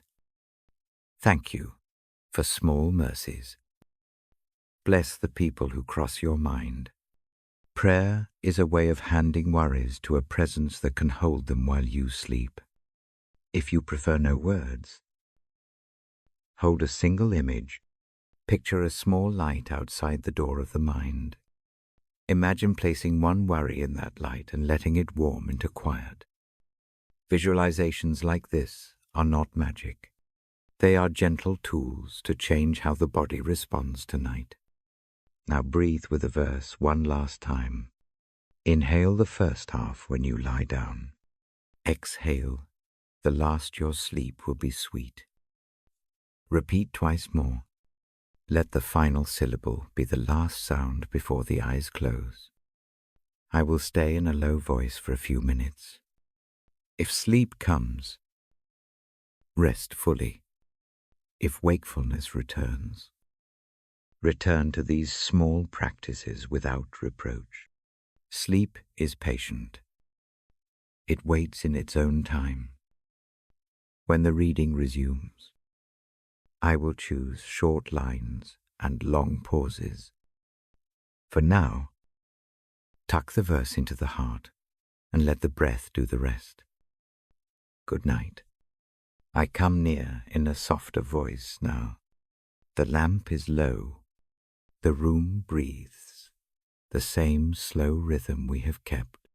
Hands rest where they feel steady.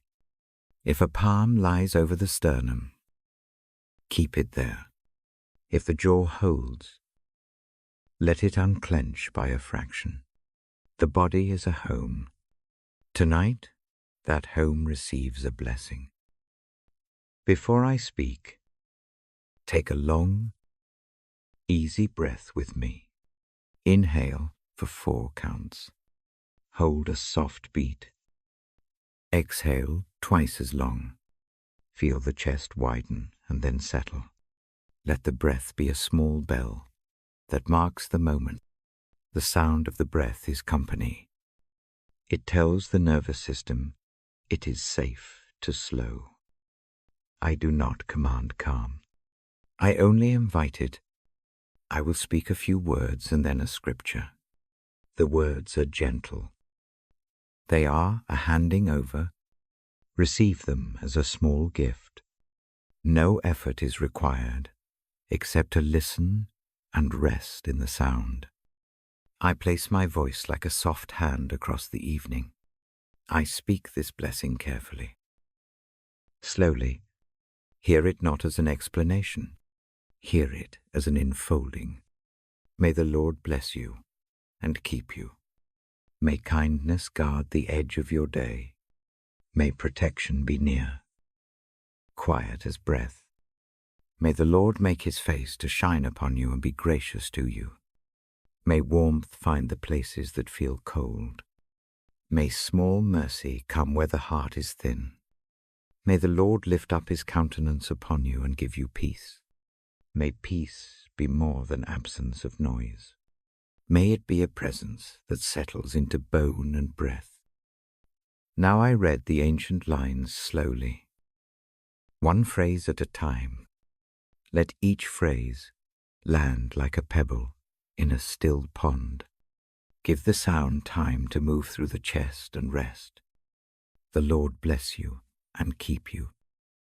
The Lord make his face to shine upon you and be gracious to you. The Lord lift up his countenance upon you and give you peace. I say them again. More slowly, let the silence between phrases be part of the blessing. The Lord bless you and keep you. The Lord make his face to shine upon you and be gracious to you. The Lord lift up his countenance upon you and give you peace. Listen to the cadence of those lines. They are simple. They do not demand sudden change. They promise steady watching.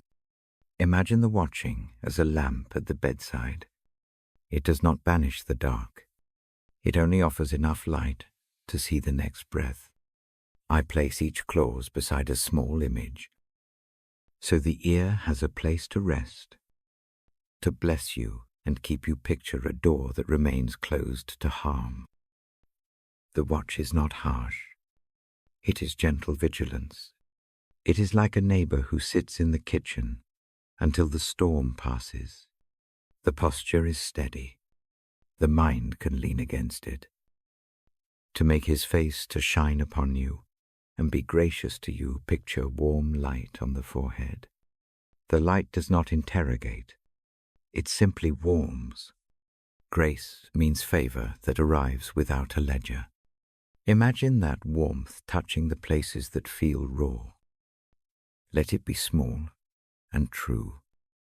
To lift up his countenance upon you and give you peace, picture a lifted face like a kind gaze. The look steadies rather than exposes. Peace arrives as a calm that breathes with the body. It is the kind of rest that can exist while burdens still sit nearby. I will speak a short prayer. Now, it is not formal. It is a small sending of care. I place the name of the tired one before the line. I speak this blessing into that place. May you be kept through the night. May your breath find rhythm. May small mercies gather around the edges of sleep. May peace move slowly into the bone. May tomorrow arrive with gentler steps. If you hold worry tonight, hand one small piece of it to this blessing. Name it in a single quiet thought. Place it in the palm of grace. Let the thought be tiny. Like a pebble. Let the blessing be the river that carries it a short way. You do not have to solve everything at once. The act of handing over is enough for now. If you are weary and cannot sleep, accept this rest can be present even while awake. Rest is not only the absence of motion, it is the company of something steady. Sit with that company. Let the presence be like a blanket. It does not change the weather. It changes how the body feels the cold. I will repeat the blessing one more time, slowly and simply, so it can be carried inward. Say the words quietly with me if that helps. Think them like a short breath prayer. The Lord bless you and keep you. The Lord make his face to shine upon you and be gracious to you. The Lord lift up his countenance upon you and give you peace. Pause with the last line a moment longer. Let the sound hang like a small lamp. Let it warm the chest. Feel the ribs soften.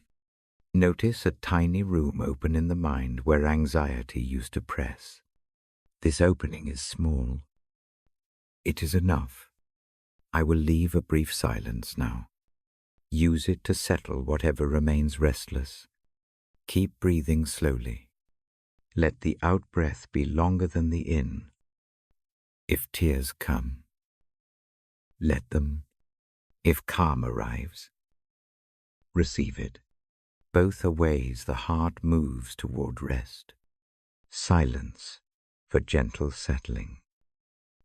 Now a few final, practical words. Said quietly and simply. Set the phone aside. Dim the lamp.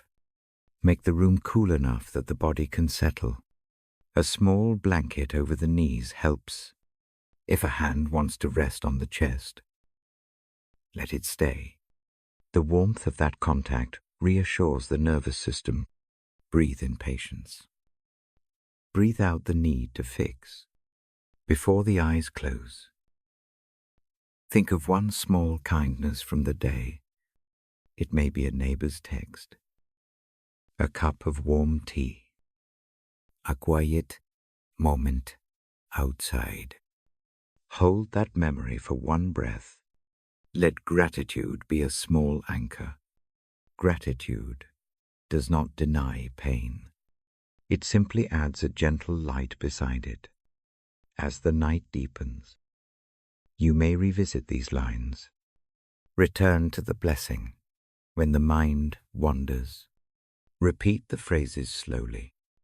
Let them be a rope to hold on to in the dark. No proof is required. The promise is patient. It waits without demanding.